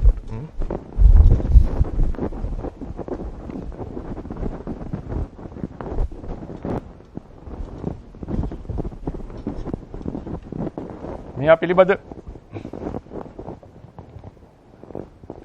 සැකය විචිකිච්ඡාව. එහෙම නැතුව අහවල් කිනාගේ නම නිමල්ද සුනිල්ද කියලා සැකේනවා අපිට. ඒක විචිකිච්ඡාව නෙවෙයි. ඒක රහතන් වහන්සේටත් තියෙනවා ඒ සැකේ. කතාවස්තුවේ ප්‍රශ්නේ එනවනේ. සමහර නිකායන් අත්ති අරහතෝ කංඛා රහතන් වහන්සේට සැක දෙනවා කියලා. මොකද්ද හේතුව? සමහර නම් ගොත් පාරවල් මේ පාරෙන්ද නුවරට යන්නේ අනිත් පාරෙන්ද තියෙන්න පුළුවන්. ඉතින් රහත් වුණා කියලා ඔක දැනගන්නේ නේ. ඒ සංඛා විචිකිච්ඡාවක් නෙවෙයි. ඒක කියන්නේ පටිරූපක විචිකිච්ඡාවක්. ඒක බාධා වෙන්න පුළුවන් ප්‍රතිපදාවට. දැන් ස්වාමීන් කියනට ශික්ෂාපදයක් කැඩනවද නැද්ද කියන එක ප්‍රතිපදාවට බාධාවක්. ඒ නිසා නීවරණ ප්‍රහාණය කතා කරනකොට ඒකත් කියන්න ඕන. නැත්නම් ප්‍රශ්නයක් කියනවා නීවරණ ප්‍රහාණය කතා කරනකොට විචිකිච්ඡාව සහ ප්‍රතිරූපක විචිකිච්ඡා බාධක ප්‍රතිරූපක විචිකිච්ඡාව දෙකම යටපත් කරන්න උපදෙස් දෙනවා. ඒ නිසා විචිකිච්ඡාව යටපත් කරන්න විනය ඉගෙන ගන්න කියලා කිව්වා. ධර්මයේ හොඳට ඉගෙන ගන්න කියලා කිව්වේ. විනයදරයන් ඇසුරු කරන්න කියලා කියන්නේ කුක්කුච්ච එහෙම යටපත් කරා. විචිකිච්ඡාව එහෙම යටපත් කරා. ධර්මයේ ඉගෙන ගන්න කියනවා විශේෂයෙන්. ඉතින් ඒ කරන්නේ ඒ පටිරූපක විචිකිච්ඡාත් තියෙන ප්‍රතිපදාවට බාධක වෙනවා. ඒ නිසා නීවරණ ප්‍රහාණය ගැන කතා කරනකොට විචිකිච්ඡාව ප්‍රතිරූපක විචිකිච්ඡාව බෙදන්නේ නැතුව සියල්ලගේ ප්‍රහාණය අවශ්‍යයි. හැබැයි ඒකේ කිව්වේ නෑනේ කෙනෙක්ගේ නමක් මතක තියාගන්න එක අවශ්‍යයි කියලා. ඒ නිසා පටිරූපක විචිකිච්ඡාවල තියෙන ප්‍රතිපදාවට බාධක සහ බාධක නොවන. හරිනේ? ඒවල සැබෑ විචිකිච්ඡාව ඒකාන්තයෙන් ප්‍රතිපදාවට බාධක. දැන් ශික්ෂාපදයක් පිළිබඳ සැකයේ සාමාන්‍යයෙන් බාධක වෙන්නේ භික්ෂු. දැන් සාමාන්‍ය ශික්ෂාපදයක් ගන්නකො අපි හිතමු සංඝාදිශේෂයක් කියලා. ඒක බාධක වෙන්නේ භික්ෂුවකනේ, ගිහියට බාධා වෙන්නේ නැහැ නේද? හැබැයි අර කියපු විචිකිච්ඡාව ගිහි පැවිදි ભેදයක් නෑ. දිව්‍ය බ්‍රහ්ම හැමෝටම බාධා ප්‍රතිපදාවට. මේ කියන විචිකිච්ඡාව. හරිනේ. ඒ නිසා අර මම ඉස්සලා කිව්වනේ විචිකිච්ඡාව කියන්නේ මෙහෙම එකක් සහ ශික්ෂාපදයක් පිළිබඳව සැකය කියන එක මේ විචිකිච්ඡාව නෙවෙයි වඩන්නේ පටිරූපක විචිකිච්ඡාවට ඒක රහතන් වහන්සේටත් එන්න පුළුවන්. නමුත් ඒක ප්‍රතිපදාවට බාධා වෙන එකක්. ඒ නිසා ප්‍රතිපදාවට බාධා වීම නොවීම කියන එකට තමයි අටුවාවේ උපදේශය දීලා තියෙන්නේ. නීවරණ ප්‍රහාණය. ඒක කුක්කුච්චෙලත් ඔක තියෙනවා. කුක්කුච්චෙලත් ඔක තියෙනවා. කුක්කුච්ච වර්ගයක් තියෙනවා. පටිරූපක කුක්කුච්ච. ඒක අපි ඉදිරියේදී කතා කරමු. ඉතින් සැකයක් ආවි. මේක පිළිබඳව දැන් හොඳට හිතන්න. මේ තියෙන ගැඹුරු කරුණු. මේ ගැඹුරු කරුණු පිළිබඳ සැකයක් ආවොත් විචිකිච්ඡාව. මේ ගැඹුරු කරුණු පිළිබඳ නොදැනීම මොකද්ද? ඒකට කියනවා මෝහය කියලා. කෙනෙක්ගේ නම නොදැනීම මෝහය නෙමෙයි. මේ ගැඹුරු කරුණු පිළිබඳව අනවබෝධයේ මෝහයයි. මේ ගැඹුරු කරුණු පිළිබඳව වැරදි හැඟීම මොකද්ද? කියන්න පුළුවන්. මොකද්ද? දිට්ඨිය. අහවල් කෙනා නිමල්ම සුනිල් කියලා හිතන් ඉන්නවා. මේක දෘෂ්ටියක්ද? නෑ නේද? ඒක අරමුණේ ප්‍රශ්නයක් තියෙනවනේ එතනත්. එතනත් තියෙනවා මම නිමල්ල සුනිල් කියලා හිතන් ඉන්නවා. ඒක වැරදි දැක්මක් නෙක්ද? වැරදි අවබෝධයක් නේ මට තිබිච්ච. මං හිතන් ඉන්නවා මේ දේ කරේ අහවල් කෙනා. දැන් සමහරට එනවනේ නේද? මේ හොරකම කරේ අහවල් කෙනා කියලා ලොකු වැරදි අවබෝධ තියෙනවනේ මිනිස්සුන්ට නේද? මට මේ අපරාධය කරේ අහවල් කෙනා කියලා වැරදි අවබෝධ තියෙනවනේ. මේක අපේ මේ මිත්‍යා දෘෂ්ටිය කියන තැනට යන එකක් නෙවෙයි. දැක්මේ අවුලක් තියෙනවා. නමුත් මිත්‍යා දෘෂ්ටි වෙන්නේ මෙන්න මේ කියන ගැඹුරු දේවල් පිළිබඳව අවබෝධය. දැන් ඔන්න මම අහන ඊළඟ ප්‍රශ්නෙට උත්තර දෙයි. මේක පිළිබඳ විශ්වාසය මොකක්ද කියන්නේ? නෑ මේකට විශ්වාසය આવොත් ශ්‍රද්ධාව. ඒ කියන්නේ ශ්‍රද්ධාව. දැන් මම කියනවා අහවල් මෙතන ඇඳක් තියෙනවා කියලා. හිතන්න මේක වහලා තියෙන්නේ කියලා. ඒතකොට පින්වතුන් මා විශ්වාස කරනවා. ඒක මේ අපි කියන ශ්‍රද්ධාව නෙවෙයි. ඒක විශ්වාස කරන්න අමුතුවෙන් ඉතින් මං කෙරේ විශ්වාසයි මම ඇත්තද වුරුදු කියන්නේ කියන එකනේ තේරුම් ගන්න තියෙන්නේ. ඒක විශ්වාස කරත් නොකරත් එතන නෙමෙයි ශ්‍රද්ධාවේ බලපෑම තියෙන්නේ. ශ්‍රද්ධාව කියලා කියන්නේ මේ සාමාන්‍ය මනසට අවබෝධයට වෙන්නේ නැති මේ ගැඹුරු ධර්ම පිළිබඳව විශ්වාස කිරීම. ඒතර ප්‍රශ්න ගොඩක් එන්න පුළුවන් මේක මේ මෙතන කතා කරන්නේ නෙවෙයි මං හිටියේ. ඇත්තටම කතා කරන්න හිටියේ චෛතසික මාතෘකාවේදී. දැන් මේ ප්‍රශ්නේ මේක ආපු නිසා මේක පොඩ්ඩක් කතා කරලා ඉස්සරහට යන්න. දැන් හිතන්න මේවා පිළිබඳ අවබෝධය මොකද කියන්නේ? මේවා පිළිබඳ අවබෝධය කියනවා. ඒ නිසා මෝහය, ditthිය, විචිකිච්ඡාව, ශ්‍රද්ධාව, ප්‍රඥාව කියන පස් දෙනා වැඩ කරන්නේ මෙන්න මේ කියන විෂයපතේක. මොකද්ද මේ විෂයපතේ? සාමාන්‍ය මිනිස්යාට ඉක්ම වූ ගැඹුරු විෂයන් සම්බන්ධ.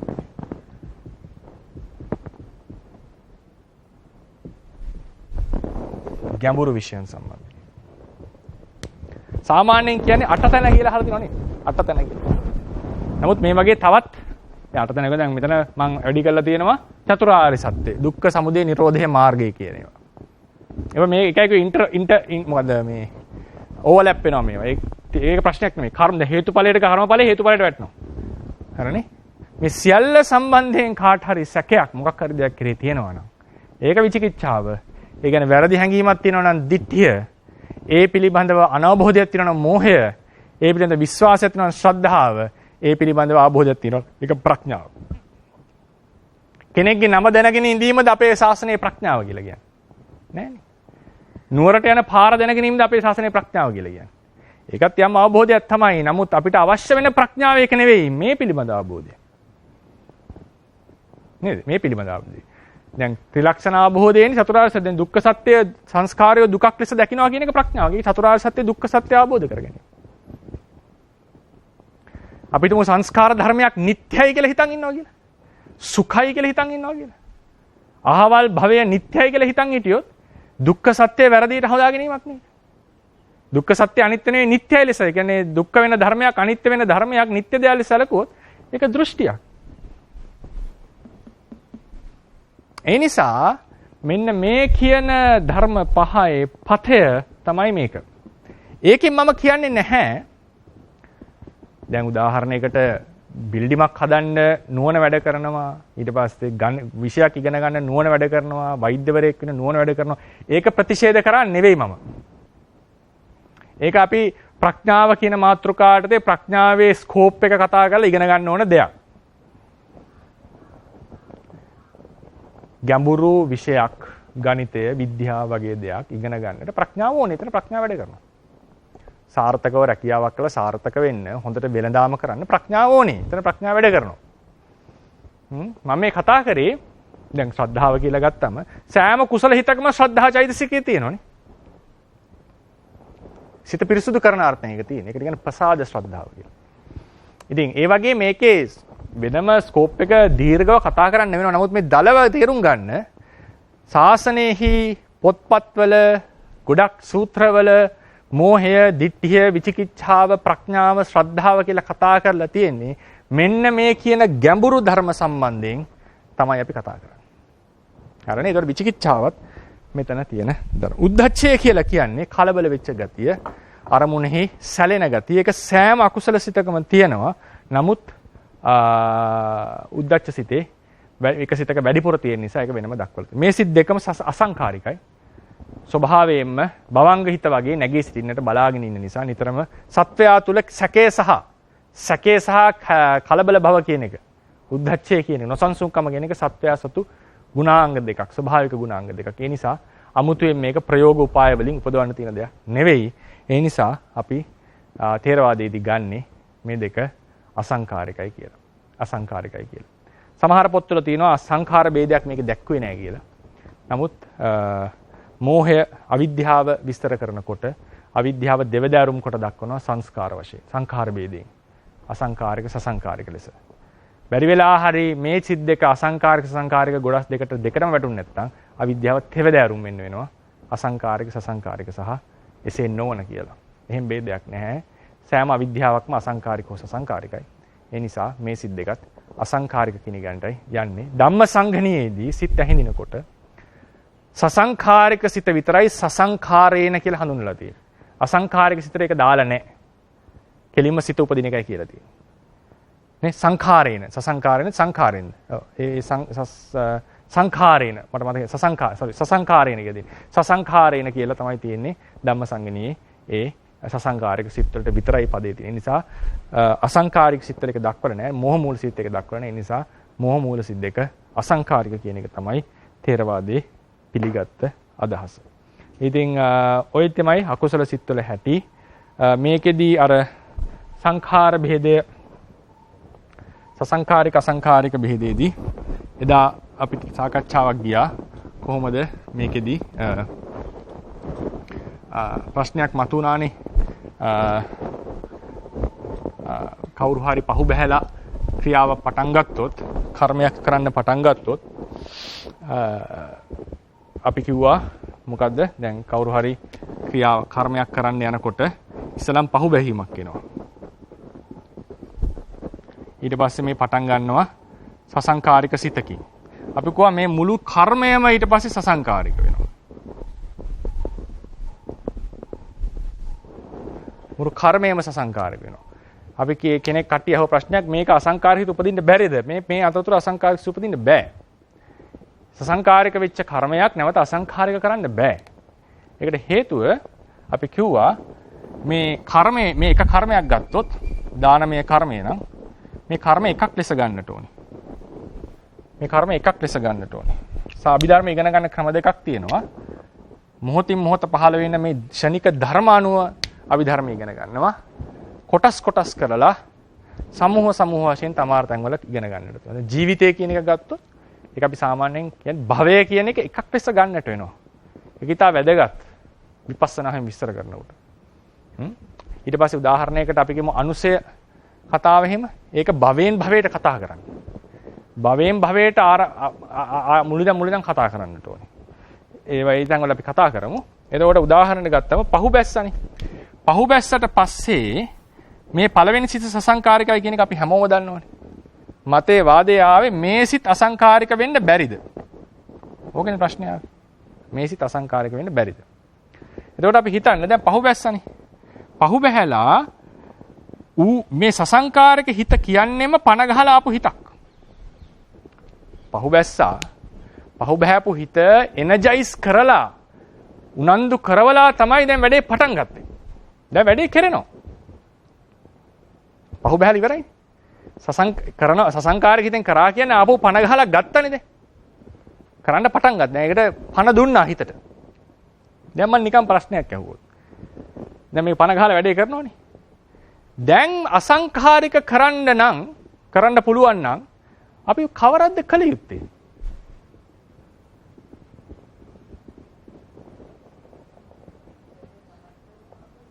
ඒ දේ නැවත්තට පටන් ගත්තොත් නැවත සිහි කරනවා. මොකක්ද ඒකෙන් අදහස් කරන්නේ? දැන් පණ ගහලා ඉවරයි නේද? අසංකාරික කියන්නේ කොහොමද? දැන් පණ ගහලා වැඩේ පටන් ගන්න ඉවරයි නේද? ඒ කියන්නේ මොකද්ද? දැන් මොකද්ද අදහස් කරේ? දැන් බහපු හිත පණ ගහලා පටන් ගත්තා. දැන් මේක එනර්ජයිස් හිතක්. අපි කියනවා ඒක රීචාර්ජ් කරලා ඉවරයි දැන්. කර්මය කරන්න හිත චාර්ජ් කරලා ඉවරයි නේද? දැන් මේ හිතෙන් කරන් යන්න පුළුවන්. චාර්ජ් කරා කියන එක කියන්නේ සසංකාරික කියන එකේ හේතුව චාර්ජ් බහැලා තිබුණා චාර්ජ් එක ඇති කරා. හරිනේ? දැන් අසංකාරික කරනවා ආයෙ රීචාර්ජ් කරන්න මොකද්ද කරන්නේ? රීචාර්ජ් කරා කියන්නේම සසංකාරිකයි. දැන් රීචාර්ජ් කරපු හිතක් මේක. ඈ? නෑ රීචාර්ජ් කරානේ දැන්. එතකොට මේ රීචාර්ජ් කරපු චිත්තසංතතියක්. දැන් මේ සිත පහු බහැපු හින්දා නෙමේ වෙන සිත් ටිකන්නේ පහු බහැවේ බෑ කියලා. බෑ කියලා හිතක් આવන කිව්වොත් බෑ. මේ සිතුත් නානයින්. ඇයි මේ සිත සසංකාරික කියලා කිව්වේ? කලින් හිත නිසානේ. මොමන්ටරි කතා කරොත් මේකට සසංකාරික කියන්න බෑනේ. මේ කලින් හිතවල බලපෑම නිසා මෙයා සසංකාරික වෙලා. හරිනේ? ඒ නිසා කලින් එක කිව්වේ ඒ අදහස් කරේ මේ කලින් පහ බහපු භාවයේ මුළු චිත්ත පරම්පරාවටම බලපානවා. දැන් මේක රීචාර්ජ් කරපු හිතක්. නැවත මේක අසංකාරික කරන්න ක්‍රමයක් නැහැ. එහෙනම් කෙනෙක් කවොත් එහෙම කෙරෙන්න තියෙන්නේ කර්මය නවත්තලා කරමුද කියලා කෙනෙක්. කර්ම එතකොට ඊට වඩා සසංකාරික කරනවා නෙමෙයි නේ. ඇයිද නැවත්තලා කර්මය මං කියන්නේ. නේද? ඒක හරියන්නේ නැහැ. ඒ කියන්නේ එහෙනම් අපි නවත්තනවා කියන එක සම්පූර්ණයෙන් අත්හැරලා දාන්න ඕනේ නම් කර්ම. ඒතකොට ඉතින් කර්මය නැති කරා. ඒක මේවා කරා. ඊට පස්සේ අත්‍යවශ්‍ය වැඩක් නම් ඉතින් ඊට පස්සේ සුදුසු කාලයේ විපාක ලැබෙන්න ඉන්න තියෙනවා. ඉතින් කල යුතු වෙලාවේ නොකර හැරියා කියන එක. ඒ කියන්නේ වද වෙන්න හොඳ නෑ අපි. ඒක සසංකාරික අසංකාරික බෙදේ වද වෙන්න හොඳ නෑ. ඒක සසංකාරික අසංකාරික වෙනවයි. ඒක සාමාන්‍ය හැටියක්. ඒක ලොකු විපාකයේ පොඩි වෙනස්කමක් තියෙනවා. වෙනස්කමකට බලපානවා. නමුත් ඒක සාමාන්‍ය හැටියක්. ඊළඟට තව ප්‍රශ්නයක් අහලා ගම ඒකට උත්තරේ මෙතනම දෙන්නම්. ප්‍රශ්නයක් ඇවිල්ලා තිබුණා. කවුරු හරි කෙනෙක් දන් දෙන්න යනකොට දාණයට බාධා වෙනවා. දැන් උදාහරණයක් මේ කොවිඩ් කාලේ වගේ බාධාවක් ආවා. ඊට පස්සේ දාණය අතහැලා දාණය දෙනවා. එතකොට ප්‍රශ්නේ අහලා තිබෙ එහෙමයි. දානයක් දෙන්න හැදුවා කොවිඩ් ප්‍රශ්නේ හැවින්දා අතහැරලා දාන්න. මෙතන සසංකාරික වෙනවද? සසංකාරික වෙනවා කියලා කියන්නේ ප්‍රශ්න ආපු හින්දා නැවැත්තුව පමණින් සසංකාරික වෙන්නේ නැහැ. සිත පහු බහින්නට ඕනේ. සිතේ ඇති වෙන්නට ඕන අර ඩ්‍රේන් වෙන ගතිය කරන්නේ නැහැ කියන එක. හරිනේ? සිතේ ඇති වෙන්න ඕනේ පහු බහින ගතිය. ඒක තීන මිද්දෙම වෙන්න ඕනේ නැහැ කියන එකයි මම කිව්වේ. දැන් කරන්න යනකොට දන් දෙනවා අද නම් බෑ අද වහින් ඒ කියන්නේ අද මොනවා හරි කරන්න බෑ සාධකේ නැහැ. කරන්න ක්‍රමයක් නැහැ. අතනේ උනේ අද නම් යන්න බෑ කියලා මේ කර්මය වළක්ව ගත්තා. කර්මය වළක්ව ගත්තා. හැබැයි සාධක ටිකක් ආවා මේක කරන්න ක්‍රමයක් නැහැ විදිහක් නැහැ කියන තැනට ආවොත් එහෙම එතනදී අපි මම එහෙනම් හෙට මන් දාණය දෙනවා. දැන් මේක දෙන්න බෑනේ දැන් මේ වෙලාවේ නැත්නම් උදාහරණයකට දාණය බාර අරන් කවුරු හරි. හරිනේ?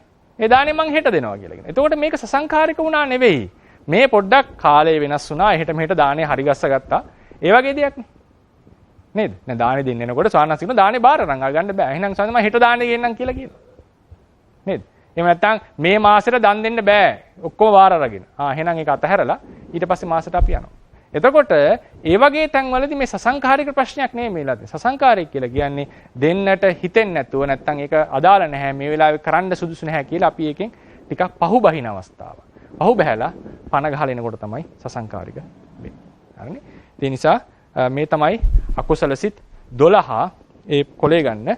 ඒකෙදි බලා ගන්න මෙතන අකුසල සිත් 12ක් තියෙනවා. මෙයා පාඩම් කරගන්න. ප්ලීසි පාඩම් කරන්න. මොකද සෝමනස්ස උපේක්ඛා පද කීපයක්ද තියෙන්නේ? සෝමනස්ස සහගත, ditthිගත සම්පයුත්ත අසංකාරික. සෝමනස්ස සහගත එක උපේක්ඛා සහගත කරන්න, ditthිගත සම්පයුත්ත එක විප්පයුත්ත කරන්න, අසංකාරික සසංකාරික කරන්න. ඔය පදාට පාඩම් කරන්න පුළුවන් වෙන්න බෑ නේද? ඊට පස්සේ ඒක දෝමනස්ස කරන්න, දිට්ඨික සම්ප්‍රයුක්ත පටිඝ සම්ප්‍රයුක්ත කරන්න. දිට්ඨිය පටිඝය කරනවා. අසංකාරික සංකාරිකේ එහෙම තියෙනවා. ඊට පස්සේ උපේක්ඛා කරනවා. අවසාන දෙකේදී පටිඝය වෙනකොට විචිකිච්ඡාවයි උද්ධච්චයයි අරගන්නවා. අසංකාරික සංකාරික භාදයේ ලියන්නේ නැහැ ඒකෙදී. අසංකාරික කියලා තේරුම් අරගන්නවා. හරිනේ? එතකොට මේක ගත්තොත් එහෙම බලන්න මේ සිත් 12යි සෝමනස්ස සාගත සිත් 4ක් තියෙනවානේ. හරිනේ? උපේක්ඛා සාගත සිත් 6ක් නේද? 6යි නේද? ද්වේමනස්ස සාගත සිත් 2යි. අසංකාරික සිත් ඔක්කොම තියෙනවා. මෝහ මූල දෙක අසංකාරික කියලා ගන්න. අසංකාරික සිත් 7යි නේද? 7යි නේ. 4යි 1යි 2යි. අවසාන දෙකම අසංකාරිකයි නේද? 4යි 1යි 5යි 5යි 2යි 7යි. සසංකාරික සිත් 5යි. ඊදර ඔය විදිහට අපි ඉදිරි සිත්වලත් එහෙම මතක තියාගෙන යමු. ඒවා කටපාඩම් කරන්න පුළුවන් නම් ඊටාම සුදුසුයි. ගැඹුරින් අධ්‍යයනය කරන්න ඕන නම් අනිවාර්යයෙන්ම කටපාඩම් කළ යුතුයි. හරියට ආවර්තාවගුව කටපාඩම් කරනවා වගේ රසායන විද්‍යාව ඉගෙන ගන්න යන කෙනෙක්. ථේරවාදී ශාසනය ඉගෙන ගන්න යනවා නම් මේ ටික අත්‍යවශ්‍යම සාධකයක්. එහෙනම් අපි දේශනාව අවසන් කරනවා. ප්‍රශ්න අහන්නට අවස්ථාව ලබා දෙන්න.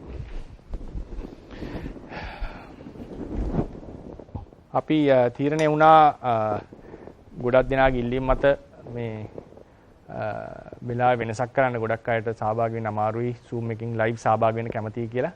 රාත්‍රී කාලයට පන්තිය ගෙනියන්න 8-9 මාර මේ පැත්තේ ඉන්න ටික පරක්කු වෙයි. රාත්‍රී වැඩි වෙයි.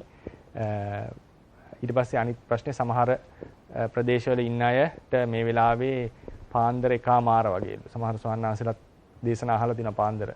ඉතින් වෙලාව අපි වෙනස් කරොත් එහෙම සැලකිය යුතු ප්‍රමාණයකට සහභාගී වෙන්න පුළුවන් අවස්ථාව වෙනවා. විශේෂයෙන් රැකියාවලට සහභාගී වෙන අයට. ඒ නිසා තීරණයක් ගත්තා 8-9 මාරට පන්තිය සිද්ධ කරන්න.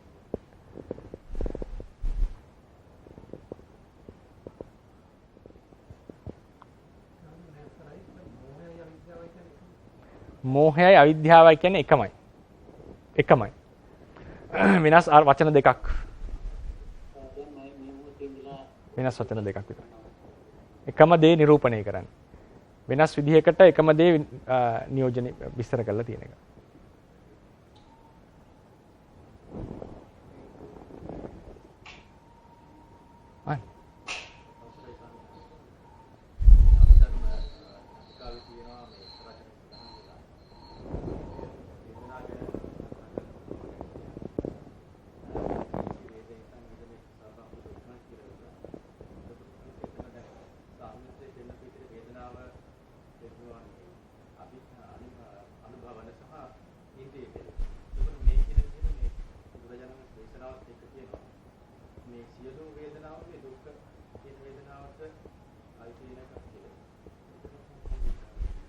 ඒක හොඳ ප්‍රශ්නයක්. ඒ කියන්නේ අපි ස්වාමීන් වහන්සේ කෙනෙක් අහනවා යං කිංචි මොකද කිව්වේ?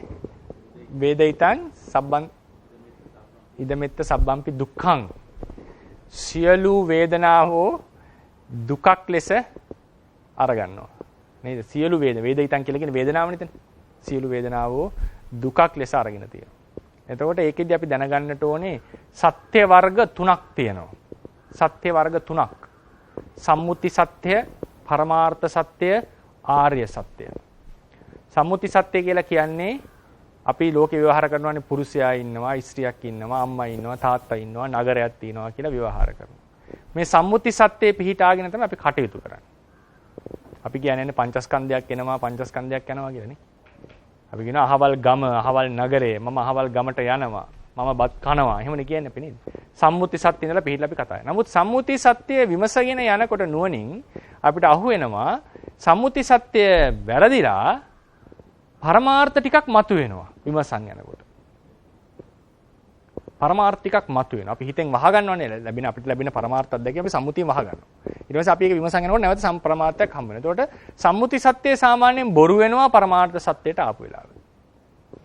ඊට පස්සේ ආර්ය සත්‍ය කියලා එකක්.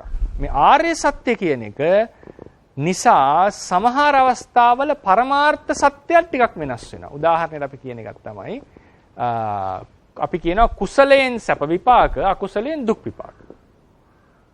නේද? හැබැයි ආර්ය සත්‍ය කතාවේදී කුසල් අකුසල් දෙකෙන්ම දුක්ඛ සත්‍යයක් උපදිනවා. දුකක් උපදින්නේ. එතකොට ආර්ය සත්‍යයේ කතා කරපු ක්‍රමය ටිකක් වෙනස්. ඊට වඩා ටිකක් ඇඩ්වාන්ස් ක්‍රමයකට ගිහිල්ලා තියෙනවා. ඒ ක්‍රමයේදීම තව එකක් තමයි අපි කියනවා සැප වේදනාව, දුක් වේදනාව, අදුක්කම සුඛ වේදනාව කියලා අපි කතා කරනවානේ. නේද? සැප දුක් අදුක්කම සුඛ කියලා කතා කරනවානේ පරමාර්ථ කතාවේදී.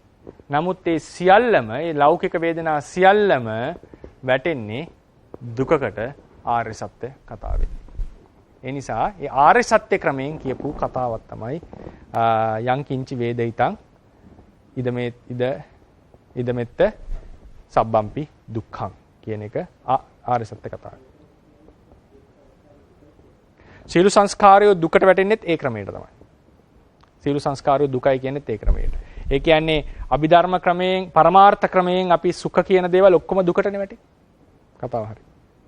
එතකොට කියනවා සාමාන්‍යයෙන් ආර්ය ඥාණයට අපි පරමාර්ථ සත්‍ය පිහිටලා තමයි වඩන්නේ විපස්සනාව. නමුත් ආර්යයන් වහන්සේගේ ඥාණයට ප්‍රකට වෙන ආර්යයන් වහන්සේ අවබෝධය ලබන්නේ ආර්ය සත්‍යයේ පිහිටලා. සෝමනස්ස වේදනාව සුඛයි සුඛයි කියලා නිවන් දකින්න බෑනේ නේ. ඒක දුකක් ලෙස දකින්නට වෙනවා. කුසලයෙන් යහපත් භවයක් ලැබෙනවා කියලා හිතුවොත් එහෙම අපි ඇලෙන්න බරයි නේ. ඒකනේ. එහෙනම් හොඳයි දිව්‍ය ලෝක යන එක හොඳයි නේ. නමුත් අපි හිතන්නේ අනිත් පැත්තනේ දිව්‍ය ලෝකෙත් මේ ප්‍රශ්න තියෙනවා, බ්‍රහ්ම ලෝකෙත් මේ ප්‍රශ්න තියෙනවා කියලා දුකමනේ හිතන්නේ. ඒතර ආර්ය සත්‍ය තමයි බුදුරජාණන් වහන්සේගේ උතුම්ම සත්‍ය කියලා දේශනා කරන්නේ. නිසා ආර්ය සත්‍ය දේශනා සමහර අභිධර්මයේ තියෙන ත්‍රිකවලටත් මේක බලපාලා තියෙනවා.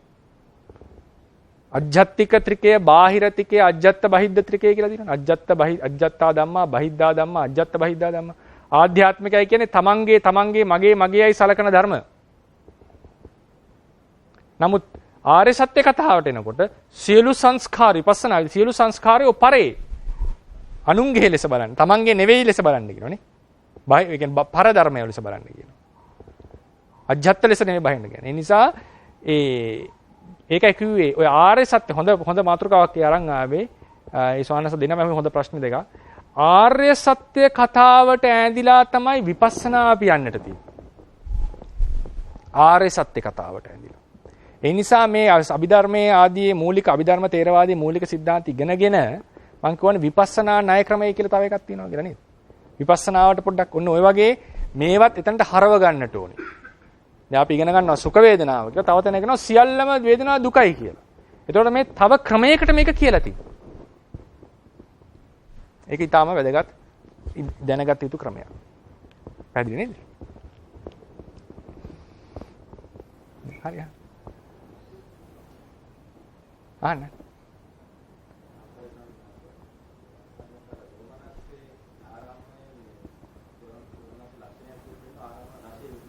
ඔව්.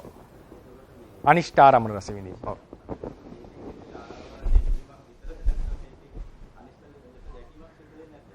දෙකීම තියෙනවා. අපි ඒකෙදි ලිව්වා. ද්වේෂ මූල සිතෙන් දැකීමකුත් සිද්ධ වෙනවා.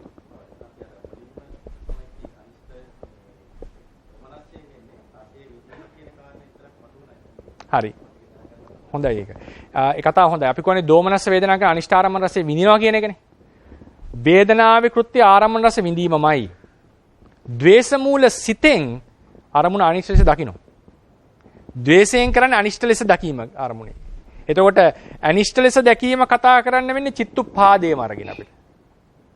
චිත්තචෛතසික ධර්ම සමූහයම අරගෙන. හරිනේ විශේෂයෙන් සිත මුල් කරගෙන. විඳීම ගන්න වෙන්නේ වේදනා මුල් කරගෙන. එතකොට දෝමනස්ස හිතෙන්, ද්වේෂ මූල හිතෙන් අරමුණ අනිෂ්ට ලෙස දකිමින් අනිෂ්ඨාකාරයෙන් අනිෂ්ඨාරම්මන රසයත් විඳිනවා. අනිෂ්ට ලෙස දකිමින් අනිෂ්ඨාරම්මන රසයත් විඳිනවා. ඔව් ඒක අනිෂ්ඨාරම්මන රසය එන්න බෑ නිෂ්ඨ ලෙස දකිමින්.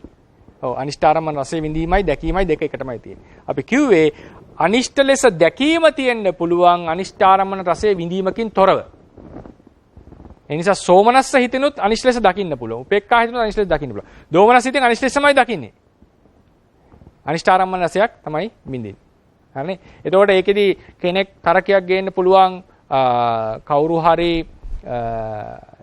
හිතවත් කෙනෙක්ගේ නැතිවීම සිහි වෙලා අපිට මතක් වෙනකොට ඇඬෙනවනේ. නැති වුණා කියලා. නේද? කෙනෙක් වටිනවා ඒක නැති වුණා අයියෝ අපරාධයක් මට උනේ කියලා. එතකොට අපිට ඕනනම් හිතන්න පුළුවන් එතන තියෙනවා මේ ආරම්මණය යහපත් ලෙස යහපත් ලෙස දකින්නවා කියලා. නමුත් එතන කියන්න වෙන්නේ ඔහුගේ නැතිවීමටනේ අපි අකමැති. නේද? වියෝවටනේ අකමැති. වියෝවට අකමැති නිසා මට හිතෙන්නේ තේරෙන හැටියට නම් එතන අනිෂ්ට ලෙස දැකීමක්ම තමයි තියෙන්නේ. කවුද ප්‍රශ්නයක්? හරි දැන් අහන්න ශංක. දැන් අපි සම්පූර්ණ දානය දීලා ඉවර වුණාට පස්සේ ඊට පස්සේ දැන් අපේ භවය අවසාන වෙනකම්ම මේ කර්මය පිළිබඳ යම් කිසි වැරදි අදහසක් ආවොත් ඒකින්ද අර දුන්න කර්මයේ උත්කෘෂ්ඨ වූර්මකභාවය වෙනස් වෙනවද? ඒක වෙනස් වෙන්නේ අපරසිත කියලා කිව්වම ඒ අපරසිත ඒ කර්මයේ ඉවර වුණ අවස්ථාවේ ඉඳලා මේ භවය ඉවර වෙනකම්ම අපරසිත හැටියට ගණන් ගැනීම කියලා පොඩ්ඩක් මම හිතනවා අනිත්‍යයට පැහැදිලි වෙන්න ඇති ප්‍රශ්නය. ඒකත් වැදගත් ප්‍රශ්නයක්.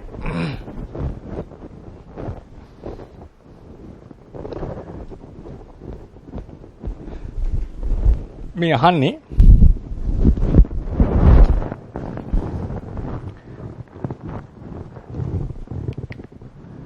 දානයක් දෙනවා పూర్ව සිත් වලින් දෙන්න පටන් ගන්නවා. ඊට පස්සේ මුංචන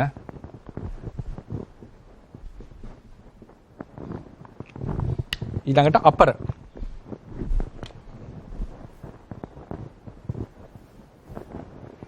දැන් මේ දානේ ඉවරයි. ඒ දානේ කියන එකයි ඊළඟ හැමතිස්සෙම දෙනවා කියන එකක් නෑ. මේක දාලා ඉවර වෙනවනේ දීලා නේද? එතකොට දැන් මේ ප්‍රශ්නේ අහන්නේ දැන් මේක සාමාන්‍යයෙන් මේ දානේ දීලා අපි හිතන්නකෝ පින් අනුමෝදන් වෙලා සවන්නසලා පිටත් කරහන්න වගේ අවස්ථාවක්. ඒකේ හැම කර්මයකටම අහන්න ගියොත් එහෙම මට උත්තර දෙන්න අමාරුයි. ඒකයි හරිම මෙහෙම තමයි කියලා තියෙන්නේ. ඉතින් ඇහුවොත් එහෙම මේ හිඟන්නේට හිඟන මිනිස්සෙට දානයක් දෙනකොට කොහොමද පූර්ව මුංචන අපර කියලා. ඉතින් ඒක ඒ අවස්ථාවෙන් සියුම්ව බෙදා ගන්න වෙයි. සාමාන්‍යයෙන් දැන් අපි හිතමු හොඳ දානයක් දීලා මේ බණක් අහලා අනුමෝදන් වෙලා පින් අනුමෝදන් කරලා පිටත් කරලා ඉවර කරනවා. ඒක ඉවරයි. හරිනේ. ඊට පස්සේ දැන් ඔන්න ජීවත් වෙනවනේ මෙච්චර කාලේ උදාහරණ මේක මරණය කියලා. මේක සම්බන්ධයෙන් සිහි වෙනවනේ සිත්. මේක සම්බන්ධයෙන් සිහි වෙනවා. ඊට පස්සේ මේක සම්බන්ධයෙන් සිහි කර කර සිත් ඇති වෙනවා කලින් කලටනේ.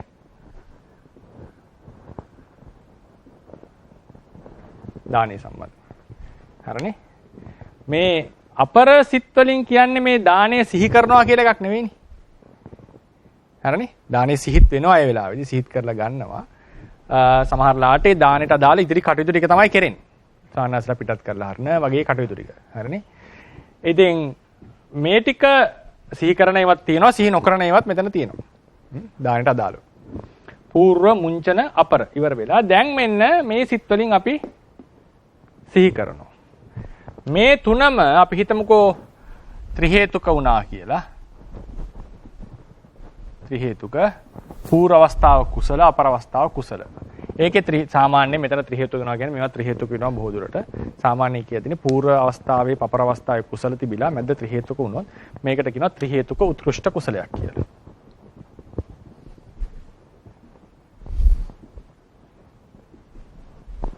හරිනේ. දැන් ඔන්න පස්සේ ජීවත් වෙනකොට අපර අවස්ථාවක් වෙනවා. මේ අවස්ථාවකදී ඔන්න අපරාධයක් උනේ කියලා අකුසල සිද්ධියක් ආව කියලා හිතන්න. පස්සේ වෙලාවක කාලයක් ගිහිල්ලා අකුසල සිත් වෙනවා. එසේ ආපහු නිතර අකුසල කොහොම හරි ඔන්න හොඳ කරගත්තා. හරි ඔන්න අකුසල සිත් පහළනවා කියලා හිතන්න. ඒතර මේකට දාන්නට බලපානවාද? ඔක තමයි ප්‍රශ්නේ අහන්නේ. මේකවත් අපර අවස්ථාව. දැන් ත්‍රි හේතුක උත්කෘෂ්ඨ වුණා. දැන් මෙතන අකුසල වුණා නම් මෙතන දුර්වල වුණා නම් මේක ගොඩක් වෙලාවට ඕමක වෙනවා. ඕමක වෙන ක්‍රම තුනක් තියෙනවා. මේ එක ක්‍රමයක් මේ අපි කියන්නේ. ඒ දානේ දෙන ආධ්‍යාසය අවුල් වුණොත් කෙලිම ඕමකයි. පසුතැවුනම අපි කියනවා ඕමකයි. ඊට පස්සේ මෙහෙම කතා. ඒතකොට ඒ අතරමැද නීවරණ පහළම ඕමකයි. ඒක ගොඩක් වෙලාවට මේ තමයි ඕමක කතාව කියන්නේ. දැන් අපේ ජනකාභිවංශ කියන බුරුම ස්වාමින් වහන්සේ මේක විස්තර කරලා කියනවා මේ පූර්ව මුංචන අපර අවස්ථාව ගැන කතා කරලා අපර අවස්ථාවෙන් පස්සේ කවුරු හරි පසුතැවීම ආදී සිද්ධ කරනවා. ඒක මේ ත්‍රි හේතුක උත්කෘෂ්ඨ කුසලෙන් දෙන්නේ ත්‍රි හේතුක ප්‍රතිසන්දිය. ත්‍රි හේතුක ඕමක කුසලෙන් දෙන්නේ ද්වි හේතුක ප්‍රතිසන්දිය. ද්වි හේතුක උත්කෘෂ්ඨකෙන් ද්වි හේතුක ඕමකෙන් අහේතුක ප්‍රතිසන්දිය. දැන් ඔක්කොම ටික ත්‍රි හේතුක උත්කෘෂ්ඨලා පස්සේ පසුතැවීම පස්සේ මේකක් පහළ වුණොත් මේකට කියනවා ත්‍රි හේතුක උත්කෘෂ්ඨ ඕමක කුසලයක් කියලා. එහෙම නැතුව ඒ වෙලාවෙත් හොඳටම මරණකම්ම හොඳට සිහි වෙනවා නැවත නැවත සිහි කරනවා නම් ඒකට කියනවා ත්‍රි හේතුක උත්කෘෂ්ඨ කුසලයක් කියලා. මේ දෙවණියට කියන උත්කෘෂ්ඨ ඕමක භාවය උන්වහන්සේගේ අදහස ඒ ත්‍රි හේතුක ද්වි හේතුක ප්‍රතිසන්දියට ඒක බලපාන එකක් නෙවෙයි. හරිනේ උන්වහන්සේ කියන්නේ ඒක උන්වහන්සේගේ අදහස කියලා මට හරියට මේක මතක නැහැ. එතකොට මේකෙදී ත්‍රි හේතුක උත්කෘෂ්ඨ ඕමක මේ ඕමක භාවය ද්වි හේතුක කරන්නේ අපගේ ප්‍රතිසන්දිය.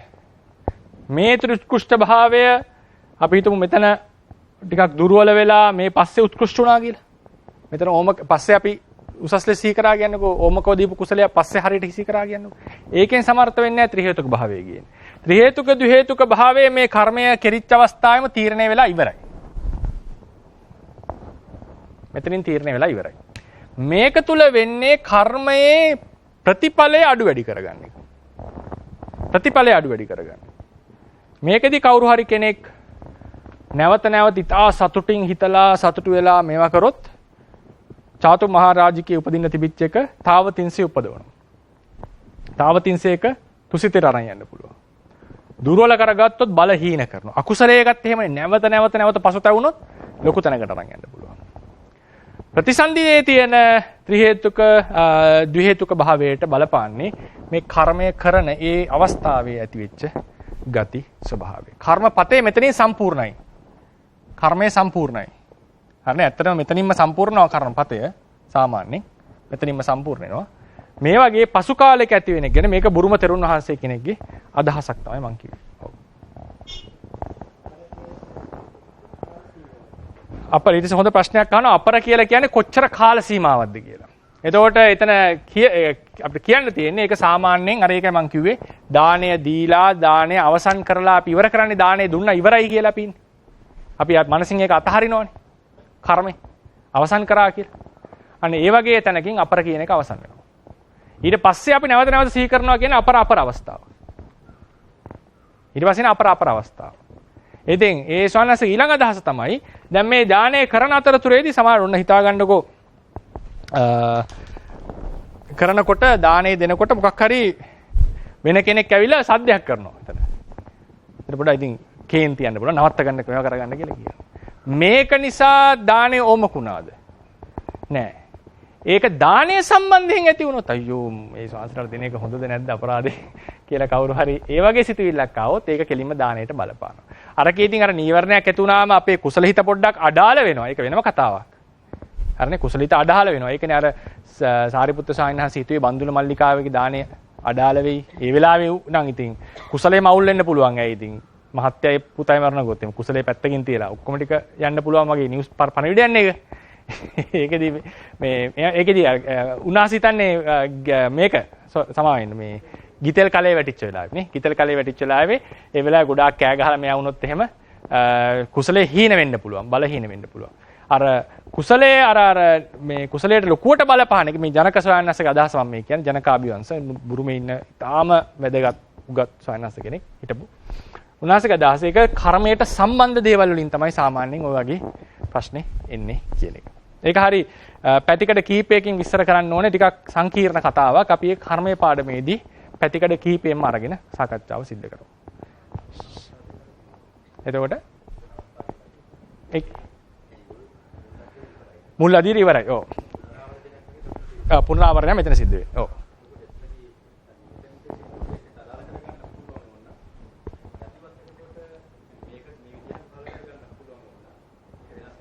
මම වෙනස් ආකාරයෙන් පහළ වෙන්න පුළුවන්. වෙනස් ආකාරයෙන් පහළ වෙන්න පුළුවන්. පැහැදිලිවද දැන් නැහැ ශංක මහත්තයා? පැහැදිලි වුණා ස්වාමීන් වහන්සේ. හරි සර් තේරුම් ගන්න.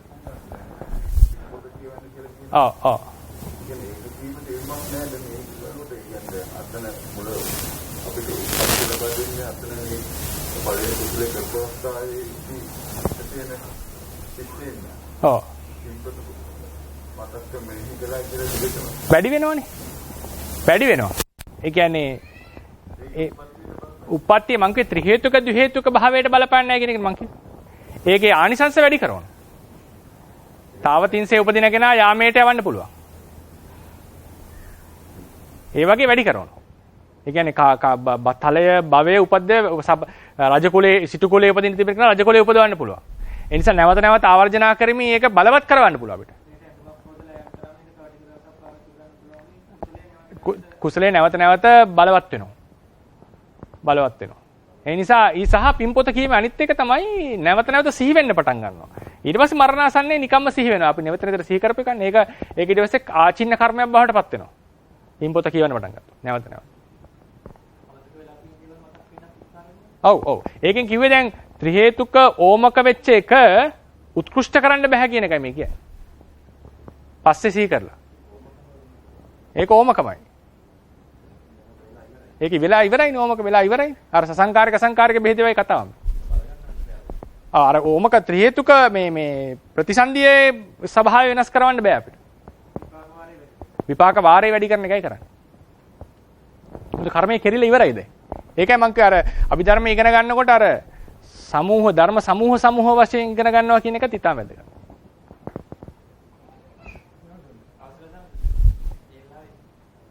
අර කියන්නේ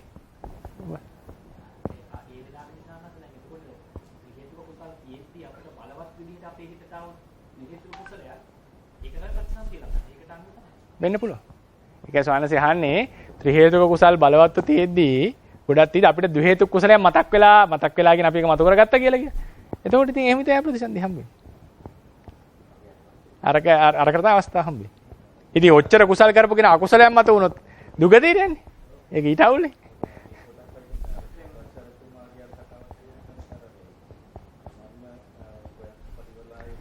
සද්දාතිස්ස රජුනේ නේද? සද්දාතිස්ස රජුරෝ තමන්ම වගා කරලා ගොයම් කපලා පූජා කරනවා නේ. සද්දාතිස්ස මහසෙන්ද? සද්දාතිස්ස රජුරෝ. බත් පාර්සලේ බෙදපු එකනේ මතක් වුණා කියන්නේ නේද? ධාතුන් වහන්සේලා දීපු එක.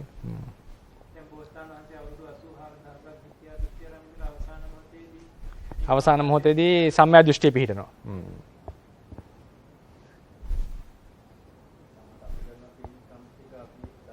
අවසරයි සම්හස.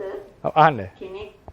කෙනෙක් ඉගෙන ගැනීමෙන් ලබන බුද්ධියයි ධර්මයේ ඉගෙනීමෙන් ලබා ගන්නා විදර්ශනා ඥානයයි. ඒ අතරේ වෙනස සංඥාව සංඥාව කියන දෙකේ පොඩ්ඩක් වෙනස අපිට හොඳයි. ඒකේ ඇහුවේ අපි ධර්මයේ ඉගෙන ගැනීමෙන් ඇති කර ගන්නවා ප්‍රඥාවක් වෙන විෂයන් ඉති කිරීමෙන් ඇති කර ගන්නවා ප්‍රඥාව. සමහරලාට අපිට තියෙනවා වෙන විෂයන් ඉගෙන ගැනීමෙන් අපිට ඇති වෙනවා සංඥාව ධර්මයේ ඉගෙන ගැනීමෙන් අපිට තියෙනවා ප්‍රඥාව කියලා. වෙන විෂයන් ඉගෙන ගැනීමෙන් ප්‍රඥාව වැඩෙනවා. ප්‍රඥාව කියන එකේ විෂය හරි පුළුල්.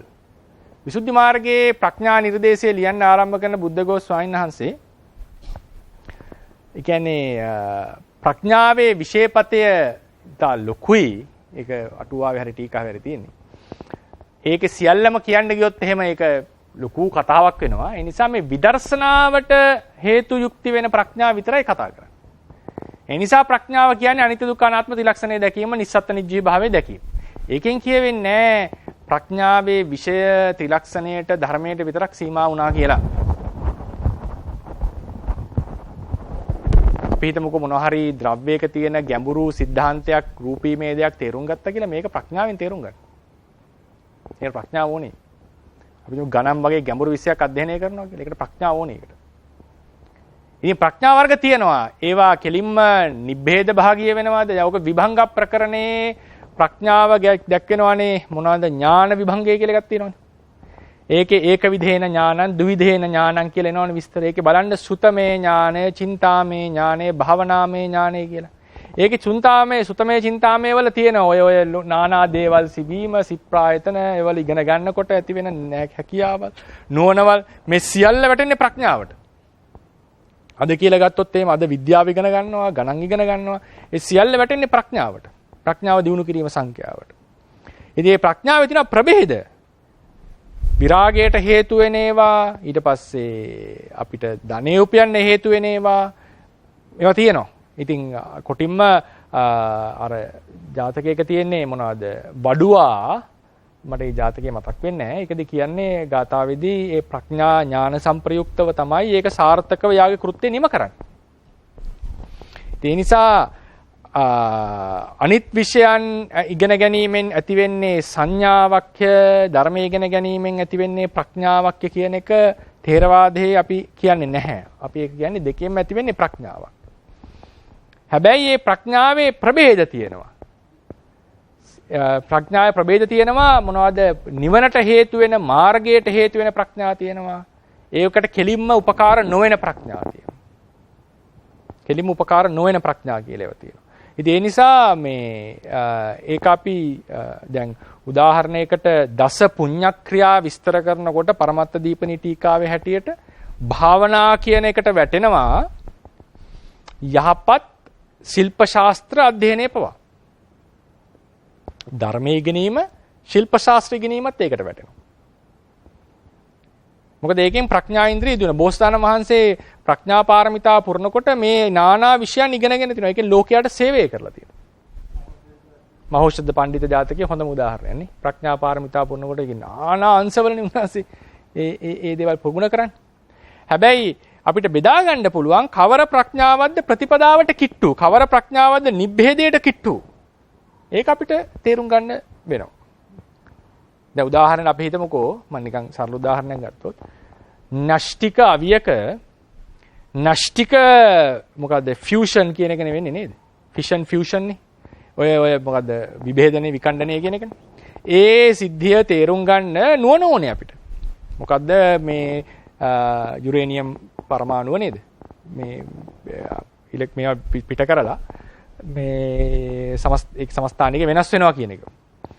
ඒක විද්‍යාත්මක දැනුමක්. ඒක හැබැයි ඒක උපකාරී කරගෙන මිනිස්සු ඝාතනය කරන අවස්ථාවේ පහළ වෙන්නේ අකුසල සිත්. ඒක ගැන වාදයක් නැහැ. නමුත් ඒ විෂය තේරුම් ගන්න, ගැඹුරු සියුම් විෂයක් තේරුම් ගන්න අපිට නුවණ කියන එක අත්‍යවශ්‍යයි, අවශ්‍යයි. ඒ නිසායි සමහර කෙනෙක්ට ඒවා තේරෙන්නේ නැත්තේ, සමහර කෙනෙක්ට තේරෙන්නේ. ඒ නුවණේ තියෙන වෙනස්කම උඩ. ඉතින් ඒ නිසා අපේ ධර්මයේ හැටියට, ථේරවාදයේ හැටියට ඒ වගේ විෂයන් ඉගෙන ගන්නවා බෝසතාණන් වහන්සේලා බුද්ධත්වයේ අරමුණු කරගෙන, ශාවකයෝ තමන්ගේ අරිහත්වයේ අරමුණු කරගෙන ඒ විෂයන් ප්‍රඥා පාරමිතා ශීර්ෂයෙන් ඉගෙන ගැනීම කළ යුතුයි. ඔව්. ඊට පස්සේ නිපක කියන එක. නිපක කියන එකත් නිපක කියන එකේ ප්‍රඥාවේ තේරුම තමයි සුදුසු වේලාවට සුදුසු දේ තීරණය කිරීම. ඒ කියන්නේ දැන් ඔන්න ස්වාමීන් වහන්සේ කෙනෙක් තමන්ගේ ජීවිතය ප්ලෑන් කරගන්නවා. මේ කාලේ මම ඉගෙන ගත යුතුයි. මේ කාලේ මම භාවනා කළ යුතුයි. දැන් මේ බුද්ධ වන්දනා කළ යුතුයි. දැන් බණ කිය යුතුයි කියලා අපේ ජීවිතේ සැලසුම් කරනවානේ සුදුසු කාලයේ සුදුසු දේ. ඒක තමයි නිපක ප්‍රඥාව කියලා කියන්නේ. ඒක ආතාපි නිපකෝ බික්ඛු කියලා කිව්වේ. නිපක ප්‍රඥා. ඒකට පාරිහාරීය ප්‍රඥාව කියලා කියනවා. තමන්ගේ ජීවිතය හරියට පවත්වීමට තියෙන්න ඕනේ නුවණක්. සුදුසු වේලාවේ සුදුසු දේ.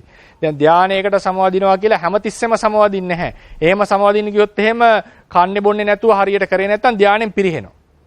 ඒ ගානට බැලන්ස් කරගන්න ඕනේ. ඒක නිපක ප්‍රඥාව. ඒකට කියන්නේ. ඔව් ඒතන විසුද්ධි මාර්ගයේ ප්‍රඥා දෙකක් තියෙනවානේ. ජාති ප්‍රඥාව තියෙනවා, නිපක ප්‍රඥාව තියෙනවා, විපස්සනා ප්‍රඥාව තියෙනවා.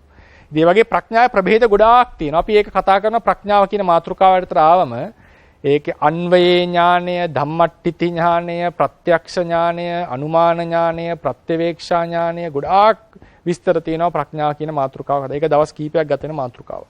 ඒ නිසා අපිට මේවා කරන්නට කියන්න ඕනේ. දැන් මාතෘක ප්‍රශ්නේ අහුවේ සාමාන්‍යයෙන් බාහිර විෂයන් අධ්‍යයනය කිරීම, ධර්මය අධ්‍යයනය කිරීම කියන දෙකෙන්ම වැඩෙන්නේ ප්‍රඥාව. හැබැයි මේ ප්‍රඥාවල තියෙන වෙනස්කමක් නිබ්බේදයට බර, නිවනට කිට්ටු, නිවනට උපකාර, කෙලින් උපකාර වෙනවා කියන අර්ථයෙන් ඒකෙදි ධර්මයේ ඉගෙන ගන්න ප්‍රඥාව නිවනට කිට්ටු වෙන ප්‍රඥාවක්.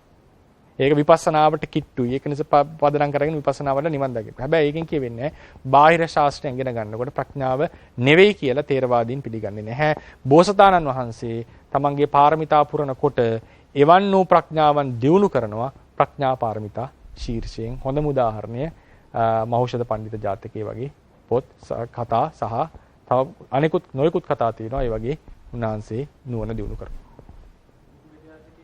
විදුර ජාතකෙත් ඒ විදිහට තියෙනවා.